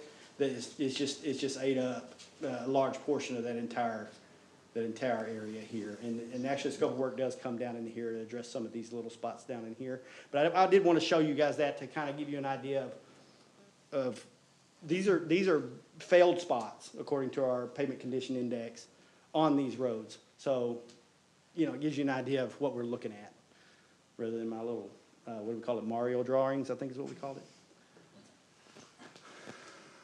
And I'll be happy to entertain any questions. Very good. Thank you for that. Maybe before we open it up for questions, can you describe to council what the process is, as obviously we have a lot of roads within our city. They're not TxDOT roads. They're in and out of neighborhoods. So when we did this comprehensive study, obviously it's using cameras. It's giving you digital readings of where your issues may exist, and then it's rating them. Yep. And then how is staff accumulating that data and then saying, hey, this is where we need to put our money first, right? Because that is a question I think that most residents will have is, hey, when are you gonna get to my neighborhood? So how did you come up with these 2 neighborhoods? So what we looked at was obviously the number one thing when you do a pavement condition index, you're gonna look at a score. And you can look at 2 different ways. It'll give you an overall score to the road, and it might be 100% for 20 yards, and then 5% that last 5 yards or whatever, 2,000 yards. So we also look at it on an individual basis, but that is the first thing you look for is what is the overall PCO score? Give me an idea on what that is. And like Terry completely comes up as a failed road all the way across. So we knew Terry needed work immediately, and we already have a project set for that one, so it would not make the street maintenance program, but any other road would. Hubbard also, right? Automatically, terrible score on the PCI. I think many of y'all have access to it, and you can see, you've seen these things. There's already a project for that one. But, so alternative, what we've also done is we looked at high-traffic areas, what we consider maybe more of an arterial type road, like Country Club, that's connecting two major roadways that feeds an entire neighborhood. Kings Pass kind of fits that too. It takes you all the way up through. Entrances, Heathland Crossing fit that bill of entrances. Were important to take on because, you know, it's important to us that not only do we have nice roads, but we want everybody else to see our nice roads. You know, if we want to be a premier city, let's look like it. So that is something we take into consideration. But the actual scoring happens through AI. Someone drives around with a camera, feeds all that data into a computer. It can read all, you know, what's transverse crack, what's subsidence, what's alligator cracking, what's, you know, just the road is completely failed, it's not there. It even has a portion for that, say, hey, there's no road. And then it scores that for you and puts it together in that nice little GIS type system that we use. Pretty much, you get your scoring, then you break it down, you say, hey, how many people does this affect? Correct. One, and then you go through and you say, hey, is this a connector road, right? Correct. So Heathland Crossing being a connector road for 549 and Ridge, and then you have the same thing for Buffalo Creek to Horizon, et cetera. Right, so traffic would impact Okay. how we score that. All right, thank you. All right, at this time, the chair will open the floor for any questions of staff. Mr. Mayor. Councilman Dodson. Brian, first of all, great job, man, driving all of these projects, not only forward, but in a parallel process to get the most done in the least amount of time. This is absolutely tremendous. What a Herculean effort this is, and the city and the citizens are gonna be so appreciative. I know that on Country Club, and I saw that your crew's working on Kings Pass here over the last few days. I just know how impactful that's gonna be. And as near as I can figure, more road repairs will be done this year than in the last maybe 5 to 10 years. Yes, sir. It is just an absolute massive amount of progress. Wow. And I just wanted to say thank you for that. Yes, sir, of course. Very well. Mr. Mayor, yeah, do you have a timeline on this? I'm sorry if I missed it, on when this will start, when it will? I don't on this one. They started on Kings Pass and Rachel yesterday. Okay. They brought out 2 crews. Generally, they're about 4 weeks behind of when we approve it versus getting them out here. Okay. And that's not by anything they presented to us, but I think if we asked them to expedite, they would. Yeah. But that is typically about where they're at. Well, I can just tell you this, I travel these roads every day, and I get asked constantly by my neighbors, by my friends, was asked last week by a group of them when this was gonna happen, and I explained that there's so many projects that have to get done that we would have to wait our turn, so. And these are We're gonna larger be- projects Yeah. that you see. There are smaller ones sprinkled in here for several thousand, up to 40,000. Some of them are 5,000 or whatever that you guys actually never see that do come through there. If you were keeping up with the math, you'd be like, well, it don't add up because there's extra money already gone, and it's because we've done smaller projects along the way as well. Very good. At the next council meeting, if we could get a fully comprehensive that's where I was list, that'd be going. great. That'd be Okay. great. That would be great. Absolutely, and as soon as we get back with Boardwalk and let them know that they have this job, we'll have them schedule us, and we'll get that out to council before the council meeting. Very good. But thank you. This is wonderful for our city. Very good. Councilwoman Thurgood? Thank you. So I echo what Scott had said with regards to, you know, you're standing up there giving us all of this information, and I'm sure everyone's wondering, where did we find this breadth of, you know, knowledge that you have and expertise in so many areas, and you're like taking care of all of these issues for our city, and it's a lot. It's a lot that you do, and we appreciate it. I want to speak to the price, like Scott spoke to the time frame, and that was, you know, better than expected, obviously. How do you rate the cost that we are spending? Is it better than you expected? Is it about average? It's about average. What we see as you get this job smaller, I see an increase in cost. If one of the one of the smaller jobs we did with a company called High Tech, it was almost $23 per square foot, but it was selective concrete panels, and it was only like 3 panels. So for them to mobilize and do that things on a smaller job, you have an increased cost per square foot.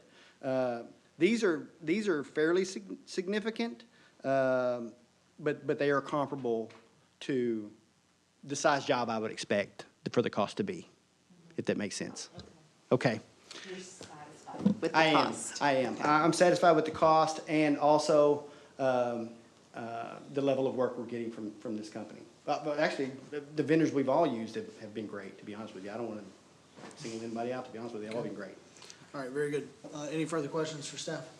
Very well. At this time, the chair will open the floor to entertain a motion. Can I ask one question? Yes, sir. Very well. So what we just experienced on being liable for unforeseens in the park, are there, I see in these 2 quotes, one of them calls out for 2 inches of flex space, one of them does not. Are we to assume that both of them include 2 inches of flex space?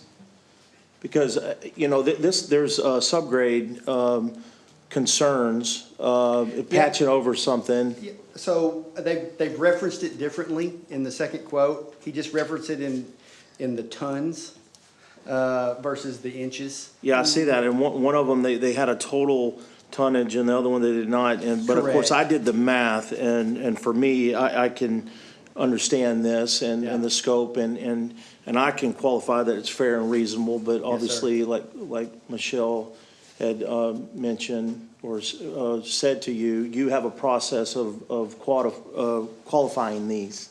I do. Often, what we'll do is not only do we look at the square footage and the price, we'll go ahead, and even though it's a tips quote, we'll go ahead and get additional quotes and have comparable prices. And if something seems out of line with it, we're going to back up and find out why.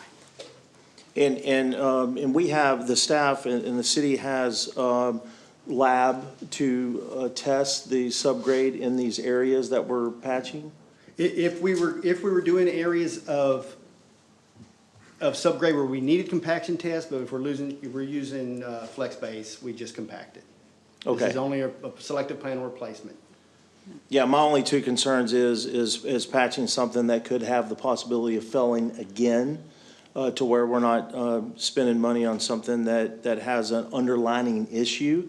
So as long as we're, documenting that and there's not any kind of unforeseens like happened in the park, because some of these areas may be failing because there may be a piping issue underneath. So that is part of the process. So when we demo out a road, you guys see 2 inches of flex base based on this. If we have a subgrade issue and you can see that, we're going to address that separately right then. And then if there are additional costs, that'll have to be done separately.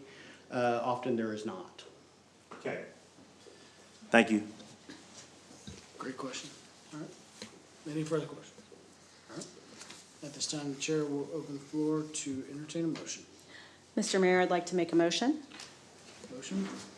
The motion is to approve 2 quotes through TIPS Purchasing Cooperative to authorize boardwalk paving to make street repairs to support the Heath Street Maintenance Program. Very well. A motion on the floor by Councilwoman Horn. Do we have a second? I'll second. We have a second by Councilman Dodson. I'm sorry, Mr. Myers. Yeah, gotta be quick around here. That's right. People are excited about roads. Yeah. All right, the motion moves. All those in favor say aye. Aye. Those opposed? Passes unanimously. Thank you, council. All right, moving into 6.d, discussion and update on the Hubbard Drive project, the Water Bridge Plan, the Meadowview Culvert Project, Town Center Park Project, Terry Lane Road Rehabilitation and Trail Project. Mr. Creed. Thank you, Mr. Mayor and council. It's like the Creed show. It is the Creed show. You got any icebreakers? Oh, you've already been up there. Go ahead. I'll be here all night. All right. The first one is the Hubbard Drive project. Obviously, this is phase 4. You've seen this. This is FM 740 to Michael Drive. This was awarded. As you know, the Hubbard Drive project, multi-phased. It was done through a developer's agreement originally. We came up with all 3 phases. finished those, and now we're on phase 4, which is our portion that includes the widening of Hubbard Drive to accommodate two-way traffic, installation of stormwater drainage system, upgrade to water and sewer lines, sidewalks, street lighting, and landscape improvements in coordination with utility providers for pole relocation and underground cabling. And there are the phases, as you see there. We would be interested in, even though that says phase 1, we're calling it phase 4 because it's the last one. They went backwards. All right, the source of funding for this is roadway impact fees, water impact fees, developer fees, certificates of obligation, remaining proceeds. Now, that came up to $8.9 million when that was being identified. The actual project cost came in at 5.47, so they will be utilizing the most restricted funds first. So not all of those will be taken. This was the bid tab summary. You've seen this before. We had 11 bidders. You see Apple Pavement Services there on the top. We went with the alternate bid of using the flex base we spoke so much about in lieu of lime stabilization. And the alternative bid that was awarded was 5.474, 125.72 million. All right, November 5th, the City Council awarded Apple Pavement Services in that amount, and the construction contract duration is 360 days. We have had the pre-con with Apple, and they said mobilization is expected December 22nd. Now, that doesn't mean that they're going to be out there redirecting traffic. That means that you're going to see likely signs and things starting to begin out there, maybe some storm control measures, things like that for erosion. The changes in traffic patterns according to the schedule are not expected until mid-January. And this is probably too small to read because I can't read it. This is only a portion of the Gantt chart they gave us that demonstrates phase 1. But you can see there that where the traffic switch happens in the second week of January. And we'll be happy to provide that if y'all would like it. Any questions about Hubbard? No questions. Okay, let's rock and roll. Let's make sure it's not 12 months, and I'm sure it won't be. So if I had followed out the rest of this Gantt chart, I don't want to make any promises, but it says finished in August. Correct. Like I said, if Hill and Wilkinson's out there working on that part, they can be working on Hubbard Drive. Hopefully not working on it in August of 2020. That'll be a problem. At this pace? Indeed. Too soon. Too soon. All right, moving on. That's right.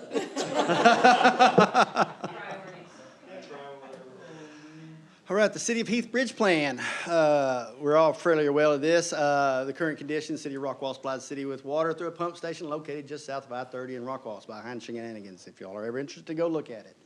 The current pumping capacities allow for 6.5 million gallons per day. That is contractually constricted to that amount, not what our facilities can do. The current storage capacity is 3 million gallons of ground storage tanks, which is one, and 4.5 million gallons of elevated storage, which is between two tanks. One is right out here behind the park, and the other one's over here at Fulton. All right, and then we have the Town Center Park well, and I didn't mean to hit that twice. That was awarded to C. Miller Drilling for $5.4 million. They mobilized October 20th as expected 22-month project. Drilling is expected to end in February, although we have some talk about them even being done in January. But again, you know, they're just a little bit ahead of schedule. The lead times for electrical do cause an interim pause after drilling when the wellhead will be completed, but the electrics will not be online until summer of 2027. And if you can read that, you're better than me, and I apologize for that. So these were milestones for the drilling, and I can read them off to you a little bit better. I have a sheet here in front of me, the cheat. 10/7, the contract was kicked off with C. Miller. 10/14, the location was checked and the excessive dirt was removed and bring it down to grade. 10/16, they were waiting for some electrical lines to be moved for we were waiting on an encore to give us an okay to bury some lines so we could get out there. But they did start hauling rock in on 10/20. And then again, they were still waiting for the trench to be filled, so on 10/21, we had to stop hauling rock in. And 10/23, they did get some rain, that caused some delays there. But on Mr. Crane, 10/26. we can just jump on down to the depths and kind Okay. of move through this. Okay, let's do it. Let me find where I'm at. You want the current depth? Yeah, crossover sub twisted.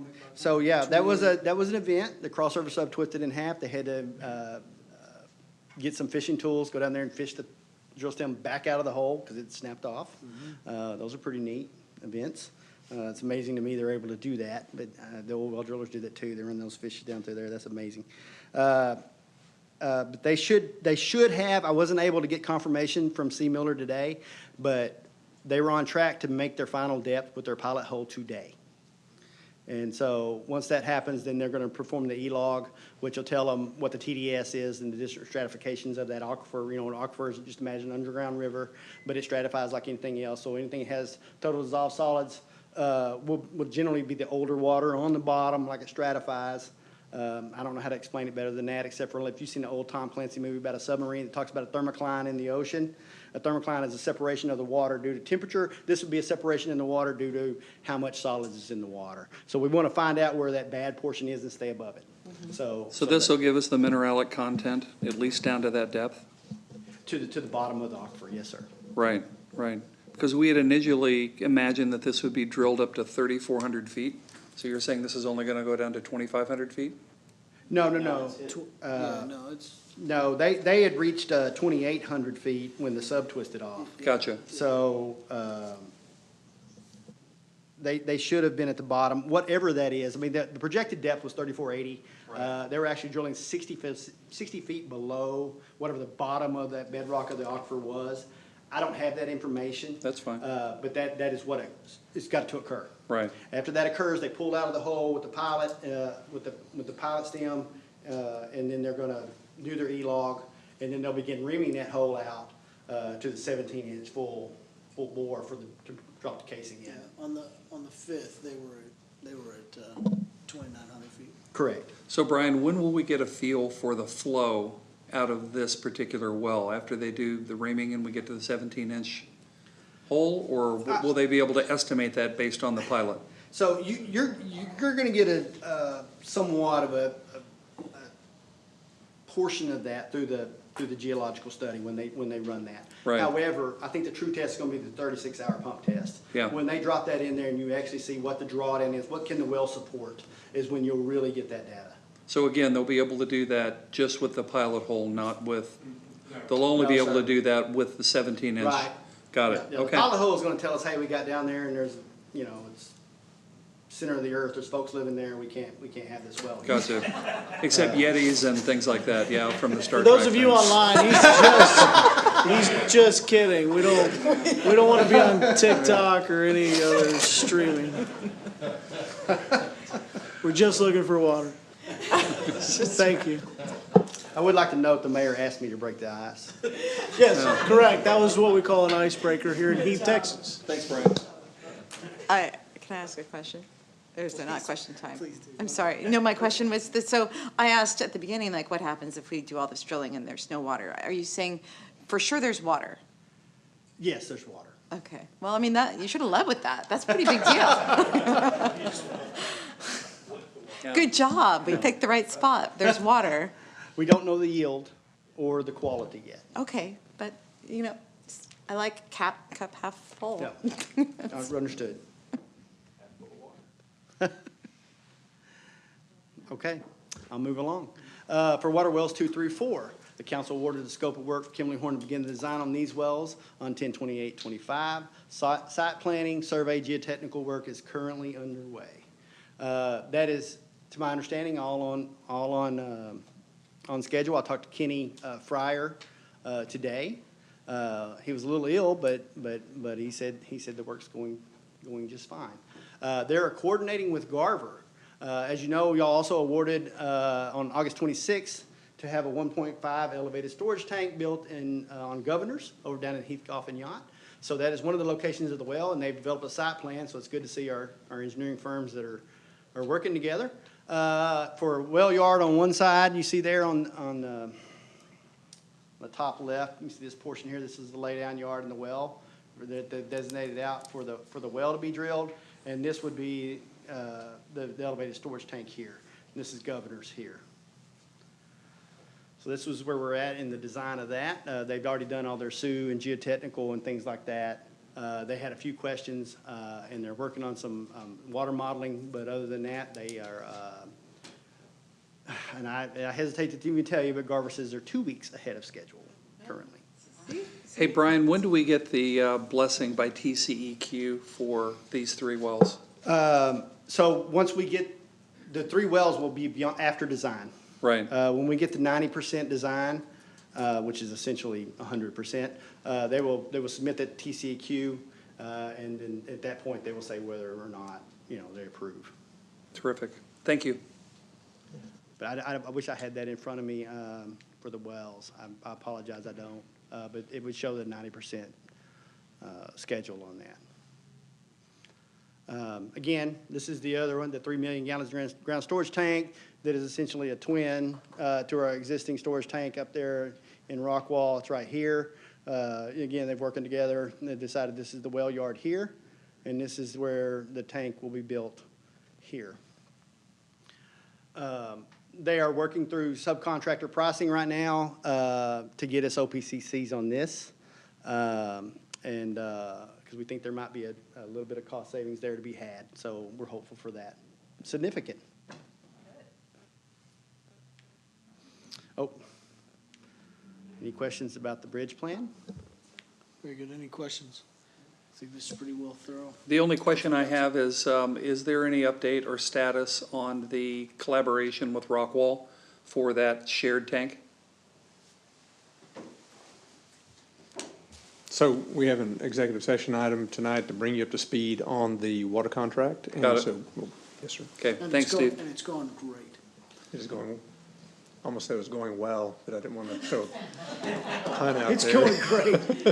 It is the greatest thing for those of you at home. There's optimism oozing off the table. It's outstanding. Well, we are in an unbelievable place compared to where we've been. So very excited. Agreed. That Thank you, Brian. Great job on the bridge plan and the execution. Thanks, sir. Very well. We can move on. All right, the next one is the Town Center Park. We've kind of talked about this a little bit with the change orders. However, we've got some really cool pictures in there that we would want to show you guys, so we're gonna present this. This is the Town Center Park aerial. We had a drone go over it, it turns out yesterday. So these are really, really new. We can show you. This is the aerial location of the entire park. That is representative of how it looks. And we can go into a little bit. Obviously, you remember the design. We've talked about this, what's going on, what we built, what we haven't built, and where we're at. So if y'all are okay with it, we'll just move into the fun stuff. This was a drone shot of Festival Street. This was done yesterday. You can see it terminates down there into the splash pad, which is the little spiral thing at the end. A small spray ground. I just want to Sorry, be very spray clear. ground. My apologies. It's more like a fountain. Got it. Yeah. Okay. Got it. There's been a lot of questions about that, and we just want to be very clear. I don't know how many spray heads are on it. I think there's maybe 6 or 7 on there that will be lighted, but it's not some big splash pad. Understood. So, the original splash pad and Splash Creek was cut from this project. Yeah, I agree. So, Yes, sir. again, so spray ground, fountain. Spray ground fountain. Very good. I'll amend my vernacular. You see to the left there is the pickleball courts. Those little structures you see sitting there are the beginnings of what the shade structure will be. We don't have the tops for them, and obviously there's not the shade on them yet, but those are the foundations for that. So the two on the far end, the east end will be. Those are basketball courts on the very end. Yeah, those are 2 half-court basketball courts on the very end. Oh, you're talking about, yes. So he's talking about the 6 covered pickleball, 2 pickleball courts, and then there's 2 half-court basketball courts. Are they on the left? The far end, yeah. Then they're all uncovered, correct? The 2 uncovered. Yeah. Pickleball, uncovered, basketball. Gotcha. Okay, yes. See, it terminates on the single post. This was a drone shot of the playground area. I don't know if you can really see the caterpillars that were brought in there. Emily's going to help me out. Yep, there it is. There's two of those caterpillars. I think that's what the crane's actually setting in that photograph, was unloading those caterpillars in the playground, and along with the, you see the butterfly structures and all the new concrete around the playground area there. This is a shot from essentially behind home plate of the baseball field. So we got some fencing up, we got some dugouts, some concrete around that. I believe they were starting to put up backstop padding. And is that correct, Minnie? They got ordered. Oh, it got ordered? Yeah, Okay. Put up the boards. Oh, they put up the boards for the backstop padding, okay. And that's what you see there.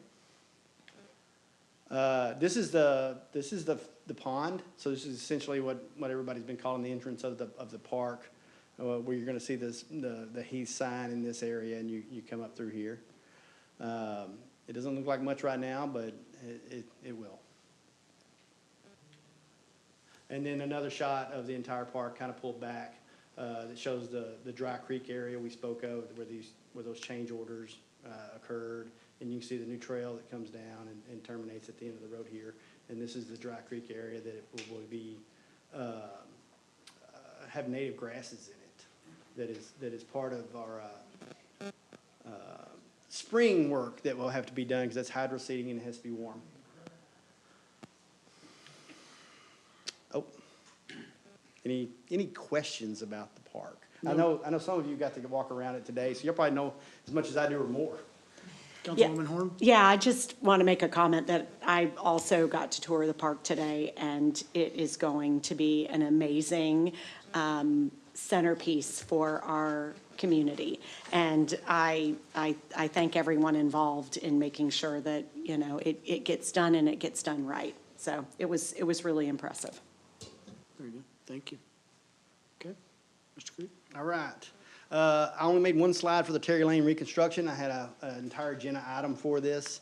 I thank the council for approving that, and we'll get started on it. Obviously, this was done through an ILA for the county. We did the subgrade study.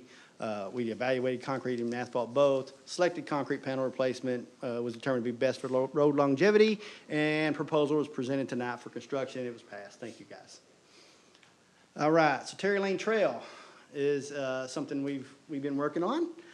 And this was asked of us, and so what we've done is we've broken it out into 3 phases. Essentially, we have what we're calling phase 1, which is from you would say the bridge area, but actually we've backed it up just a little bit, and we're going to try to complete this piece right here.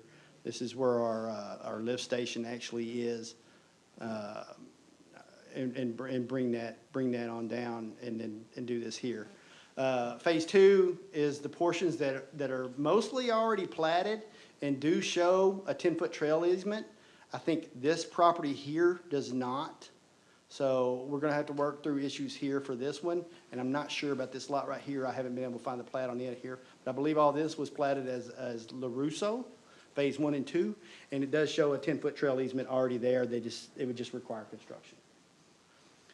All right, and then the second portion of the third portion of it would be Cooney coming, somewhere across here. We'll have to work that out with TxDOT exactly, and we're setting up a meeting with them now to figure out, what has to be done here for them to have a crosswalk, what kind of safety measures have to be done, studies, things of that nature, to be able to actually get us across Smurl here and then build this trail. There's some little bit of challenges here. Obviously, we've got a crossing right here that will require some bridge work to get into all the way to Cooney.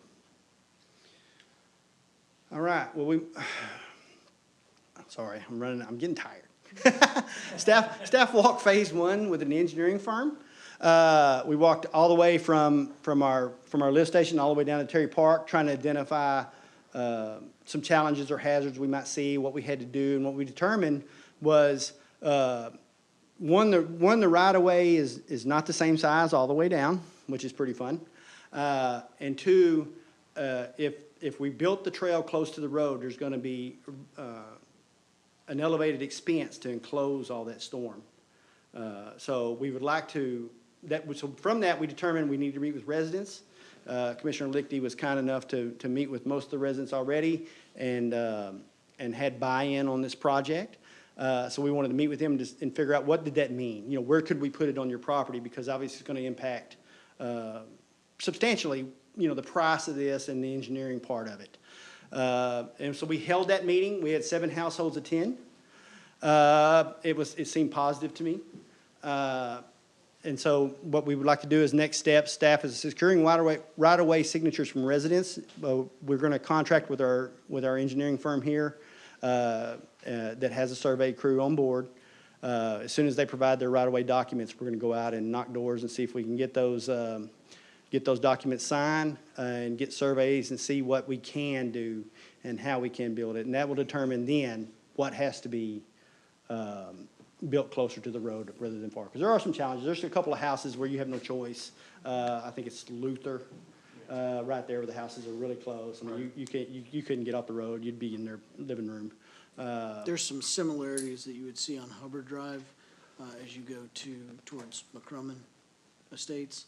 So similar situations. So we might want to look at what those solutions were. Yeah. And I also want to say thank you to Commissioner Lichty for all your hard work that you've done to continue to bring this to the park board.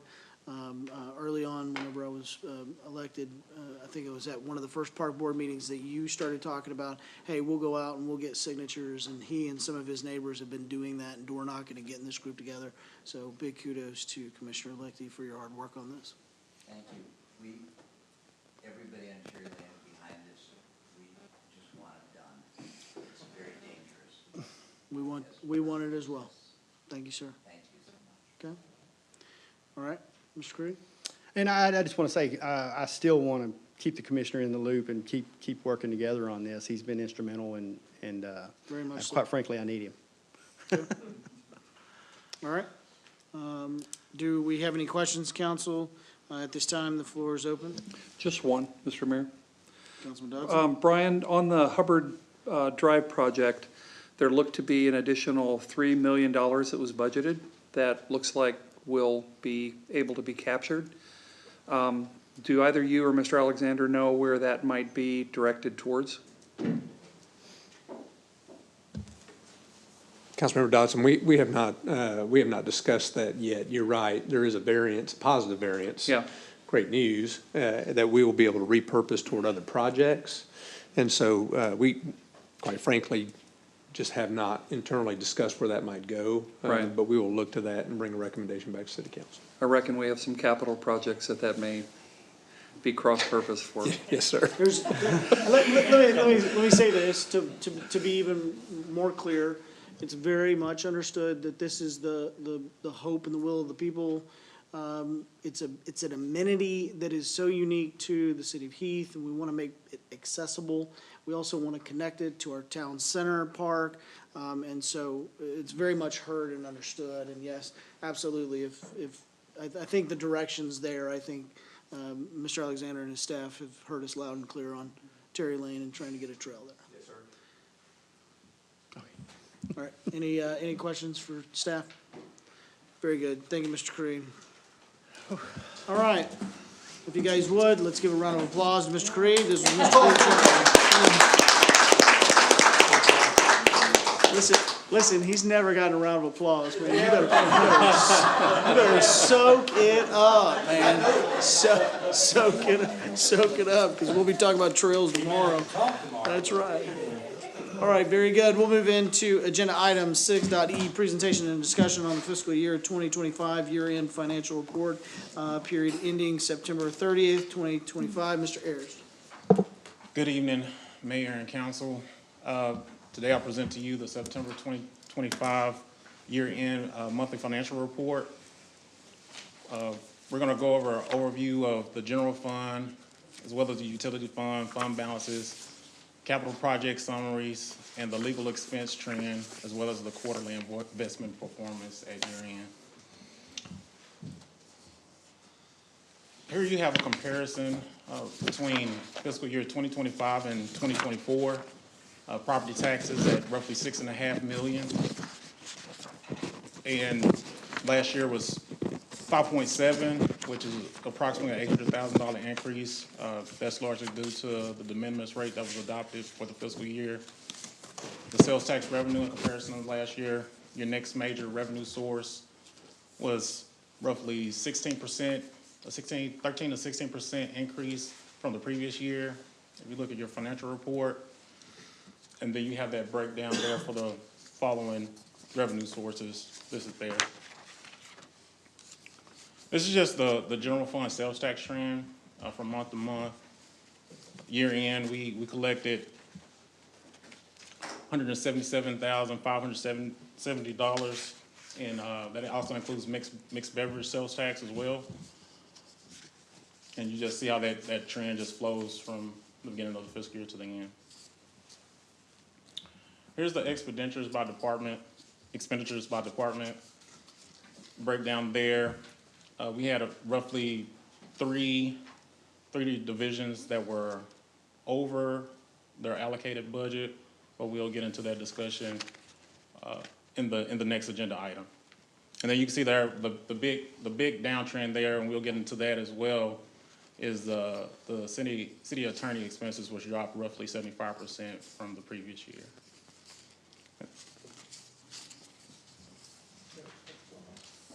It's okay if you'd like to repeat that again. I'm not really sure. Yeah. Oh, and this is a better glimpse of it. This is the legal expense analysis.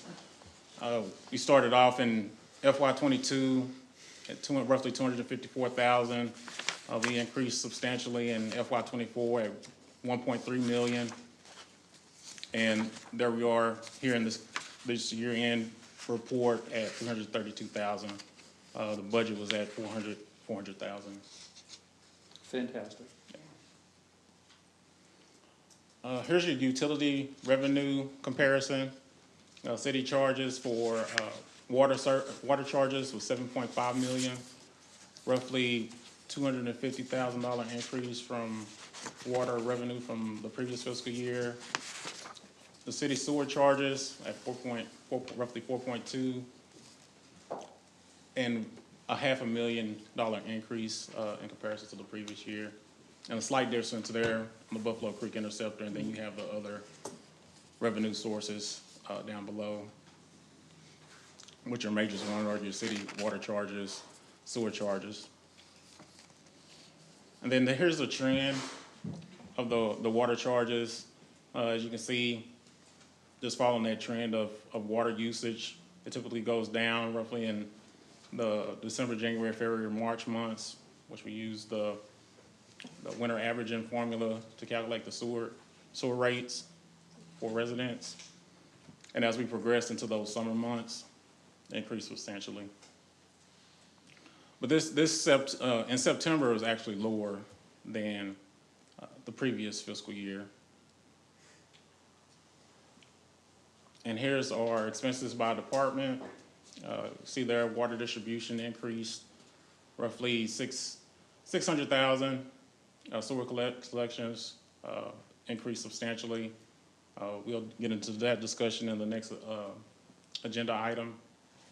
And that's roughly due to the costs associated with water treatment, wastewater treatment. And then the non-departmental, that includes your debt service. And the Buffalo Creek Interceptor is a part of that. As you'll see that's a substantial increase as well. And that's also related to North Texas sewer system charges. Here's your all fund summary at year end. The general fund at $5.8 million roughly. That's roughly 58% fund balance, which is above that 35% requirement in our financial policy. And then the water and sewer utility fund at 14.4, your other operating fund, which is roughly at 78 to 80% fund balance. Those seem like exceptionally large fund balances relative to the 35% rate that we typically shoot for bonds. Gotcha. Here's your general debt service.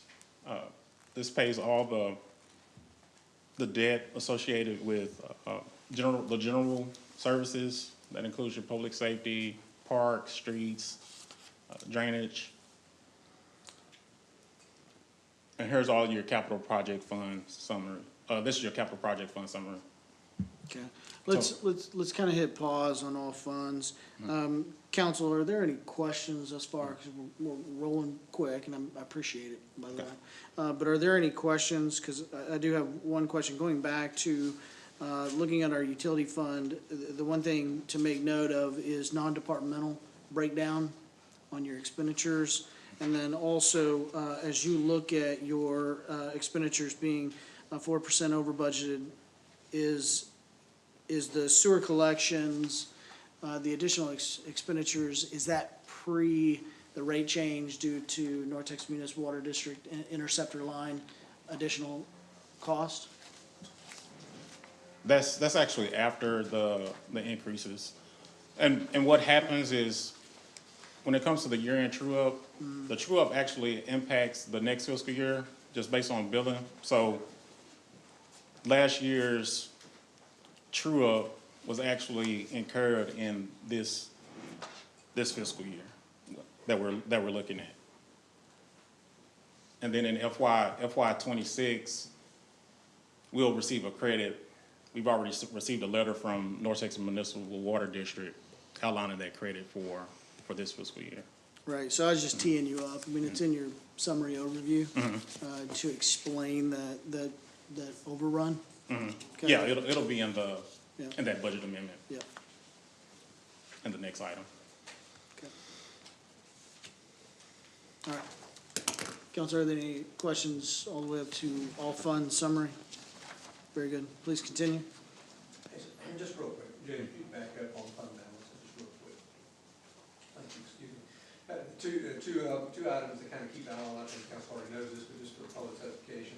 You know, general fund balance at year end, that's one to keep an eye on, right? So we're over the 35% minimum fund balance, so there's an excess there that can be used for, as the last question that was asked about, when we do this excess money. And as we plan out next year's budget, we develop our 10-year CIP, we will look to take that excess and use that toward that CIP. Right. Well, and I want to step in there, right? So let's get a little bit more specific, right? So when we start looking at the progressive rate increases that we've had to do in water, right? Because we are being very aggressive in our infrastructure build out.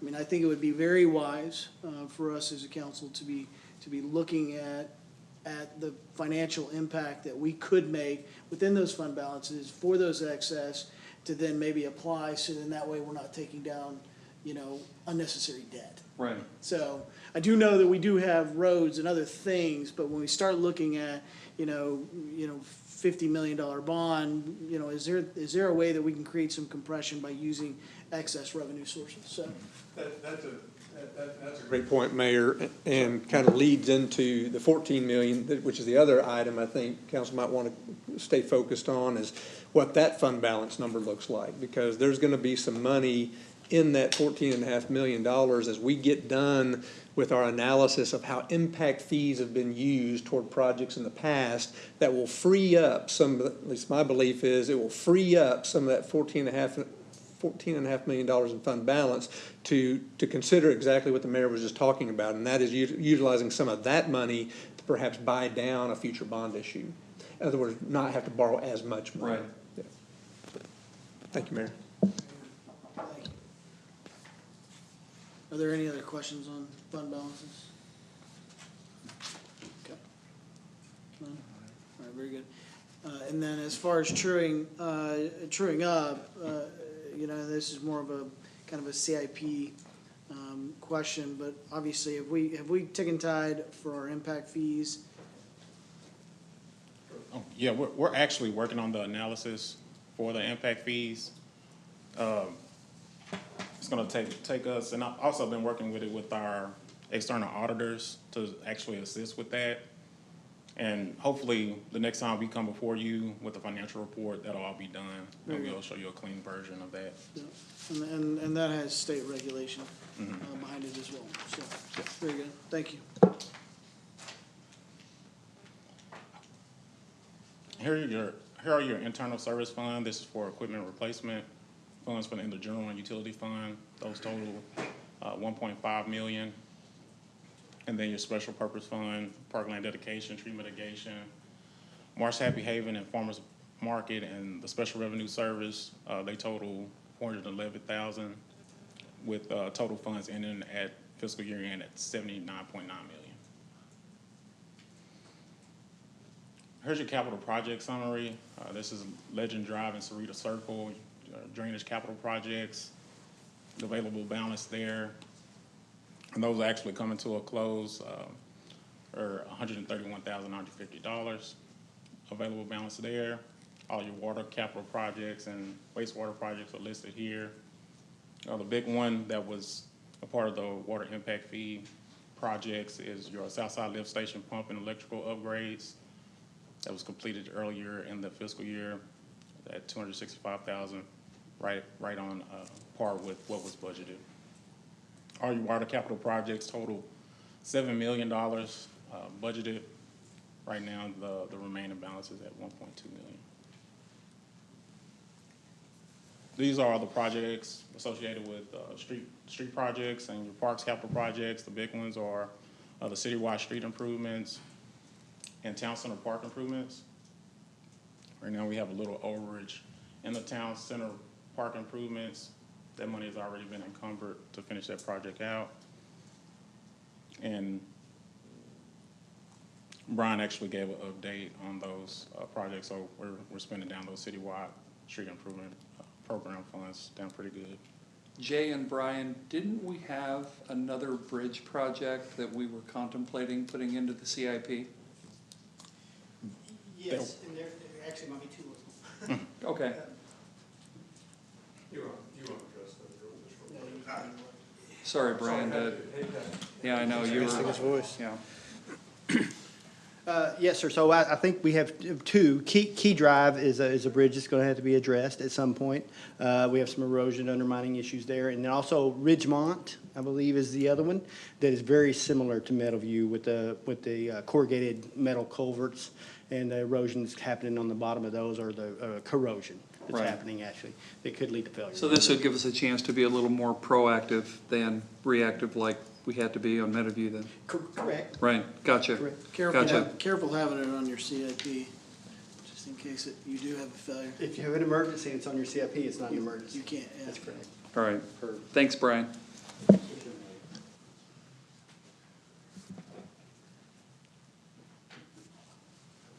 And here are your general capital projects. The public works facility, the two public safety facilities, they're still currently in design. Of course, we've been doing city hall improvements, the building's been painted. City hall beautification and the OpenGov ERP system is paid for. We're just still going through the process of completing that project, and we should be done here in the next year, January, February. Here's an investment summary. The total book value was roughly 84.2 million. Total interest fiscal year to date is 3.4 million, and 26% of that is in TextPool and 74% is in Techstar, and those are your kind of like your money market funds. It's very liquid, and we can get that money anytime we need it. One of the things that the Finance Board has discussed is looking at a more active investment management program where we're actually laddering out investments, picking up some of those longer-term interest rates that we all recognize that short-term interest rates are declining. And so the $3 million you see here, we're probably not going to be able to enjoy much longer as interest rates continue to decline on the short term, but the longer-term rates are staying up. And so you probably see us get a little more active with regards to buying securities and holding securities for a period of time rather than keeping our funds in these government investment pools. You know, very, very well said. Thank you, Mr. Alexander. You beat me to the punch, and that is one of those primary benefits of having that finance board stood up. And so we worked really, really hard over the last year and a half to find, a really, really strong board of financial individuals, that's their life that they live in, whether they be executives within banks, the bond market, et cetera. And so very excited for the work that they're doing and the collaboration that they're doing with your staff. And thank you, Mr. Jay. Councilman Dodson, you had a quick question? Yeah, you bet. So just really a comment, Steve, to you and Jay and maybe the finance board, right? So, you know, we all know that property tax reform is absolutely coming. We just don't know what exactly it's going to look like. And property tax is the way that we currently fund the vast majority, a disproportionate majority of how we fund government, water, street repairs, everything that, public safety, everything that we do as a city. It may be worth thinking about as we have positive variances in some of our area, in some of our funds, and as we have positive variances in our investment summary, that we consider a holdback until we're really certain what's going to happen and how a community like ours could be negatively impacted by having $1, $2, $3 million taken out of our budget in terms of a material reduction in property taxes. So it's more than just saving for a rainy day, but you know, much like zoning last year was a foregone conclusion that it was going to happen, and we happened to get bracketed out. The probability of us being bracketed out of property tax reform is probably zero.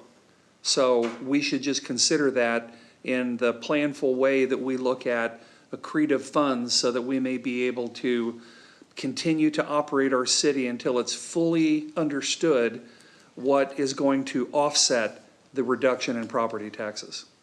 Yeah, very well said. Thank you, Councilman Dodson. I can tell you it is very much a dialogue with staff, and you've brought forth some of that dialogue. It's been dialogue at the board level. There is a lot of communication coming from the state level that's saying, hey, look, we need property tax, reform. I do think it is important that we do note, as the elected officials here, we are very much accountable to our constituents. We're here every other week. We open every single one of our budget meetings. We make it public. We listen intently. We, as you can tell, we try to be very conservative in our approaches. We have to be aggressive in our infrastructure needs that we're currently sitting in. And so there is some rhetoric out there that, the cities aren't accountable and, hey, we need to do something at the state level. And I would tell you that the important part that we need to be focused on is exactly what you just said, Councilman, is that what are we looking at if some of these campaign promises that are being made, what and how could that impact our city and our P&L? And so that is an analysis that staff is currently working on to get to us as the elected body to start reviewing. And I do think, and again, and I've said this since I first took office, is that we need to be creative in the way that we look for our resources. We need to look at our assets. We need to look at our availabilities. We need to look at how are we generating revenue. I think that EDC has done a really well job of protecting us from a land purchasing standpoint. And then we also need to be very cognizant of, the one thing that cities do to protect their citizens from property taxes is the sales tax revenue. And this is a very dicey thing, right? We all moved here because we want to be in a very rural area, and we don't want Frisco, and we don't want all of this development as far as commercial. And so this is a big balancing act. But I would very much echo Councilman Dodson. We've got to be very cognizant of what's the modeling telling us, because all of us would love to live, and I was telling Councilman Omby this the other day, all of us would love to live in a city that we don't have to pay property tax. I think that that's a kind of an easy thumbs up, right? Okay, so Mr. Alexander, if you could figure that out, that's why we brought you from Highland Park. But no, seriously, on a serious note, I mean, I would love for us to be that city and be able to create that model. But step one is let's analyze where we're headed at the state level and what compression that could create within the city. We are very financially sound as a city, although, it may not look so much when you drive our streets some days. You're like, where'd the money go? But we're getting there, right? We're getting there. We're headed down the path because of great leadership on staff and great leadership on the council. So, okay? All right. And this is just interest revenue comparison. In blue is fiscal year 2024-25. And as you can see, it's pretty close to what we've collected in the previous year, not too far off. And that There are things to note, and obviously this is kind of glaring, right? But you have bond funds that are invested, right? So you've got some secondary arbitrage inside of this to be addressed, right? Yeah, we're actually doing analysis on that as well. Very well. That's Hilltop's working with us on that. Okay. Yeah. And that concludes my presentation. I'm open to any questions if you have. Very good. Thank you, Mr. Ayers. Great job. Council, at this time, the floor is open for any questions. A quick question or clarification. Are we able to use impact fees to help pay for the bonds for the water? Just, So the impact fees that have been collected were collected under the guise of a study that was done back in 2020. And in that study, they laid out specific capital projects that were going to be done with those impact fees. so just those projects? And so those, yes, ma'am. So those impact fees have to go towards those projects. So could we collect more impact fees in the future? Absolutely, more impact fees can be collected in the future. We're at a point where we have to update our impact fee studies that have been done in the past, reassess the capital improvement plan that was done back then, add projects to it, anticipate projects. This gets back into updating our master thoroughfare plan, those sorts of things that we'll be doing over the course of this year. Update those impact fee studies, implement the new impact fees, which, by the way, all has to be done after we've had an independent audit of the impact fees, because at the last legislative session, the state passed a law that said you have to have your impact fees that you've collected and used audited by a CPA. So that'll have to be done first, but then we can go forward after we get that done and update our impact fee studies, and from that process, determine what those future fees will be. Okay. And we are capitated by the amount of impact fees that we can raise. And there's a lot of talk at the state legislature on reducing or almost eliminating impact fees due to the lobby effort by big developers in the state legislature. For affordable housing. Yeah. Yeah, very much so. So there's two things at work, right? You have the state that's working to minimize property tax and then also minimize the expense in which the city can actually handle and or govern. So Everyone's our enemy.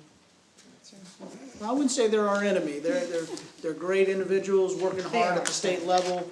They've got a lot on their plate, and they're trying to fix big problems at a macro level that we here would probably rather try to fix at a local level, right? So that's the difference. Okay? All right, very good. If there are no further questions at this time, very good. The chair will open the floor to entertain a motion. No motion. Oh, I thought we rolled right into 6.f. Man, I was just trying to. That was in the depths of your mind. That's right. That's why I said, look, there should be action on this. All right, at this time, we'll move into 6.f. Let's make it as short as possible because I'm ready to take some action. Oh, man. No pressure. Action with optimism. That's right. All right, Mayor and Council, this is the ordinance to amend the FY25 budget. This is to align the budget with year-end activity, complete final entries for the audit, as well as address the budgetary control levels on the divisional level. That means each department is responsible for its own adopted budget. They can make transfers within the division, but not out. So in the general fund, we adjusted salary and benefits in the city manager and community development divisions to offset the costs associated with municipal court and public safety. Had some adjustments in municipal court as well as public safety to address some issues regarding crime within the city. And so here you're seeing money being moved between those divisions. It's not increasing the overall general fund budget, just moving surpluses that we had from one division down to an overage we had in another. This is a left pocket or right pocket thing? Yeah, Yes, sir. exactly. Yeah. Got it. Yeah. So after all those identified savings from other divisions, the general fund the net impact is zero there. Yeah, and to really just break down this primary line item that he was just addressing, right, is that you have an increase of $237,000 in your public safety.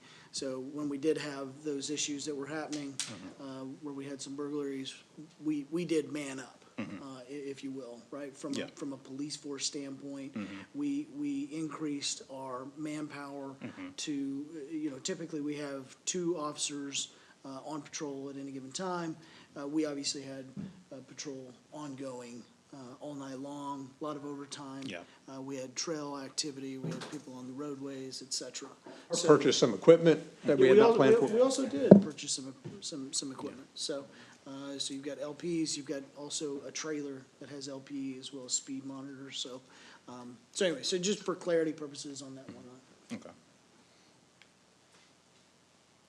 And then this is your general capital projects. This amendment is due to the Meadowview Bridge Improvements project that was approved on September 23rd at that regular city council meeting. So this is just to capture that project in the CIP as an individual project within the CIP. And here, this amendment is due to the North Texas Municipal Water District. This is a result of the FY 24 billing adjustment.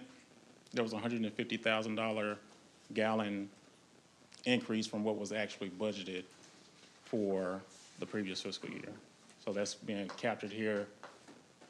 And the total net impact is $1 million roughly, and that's going to come from fund balance.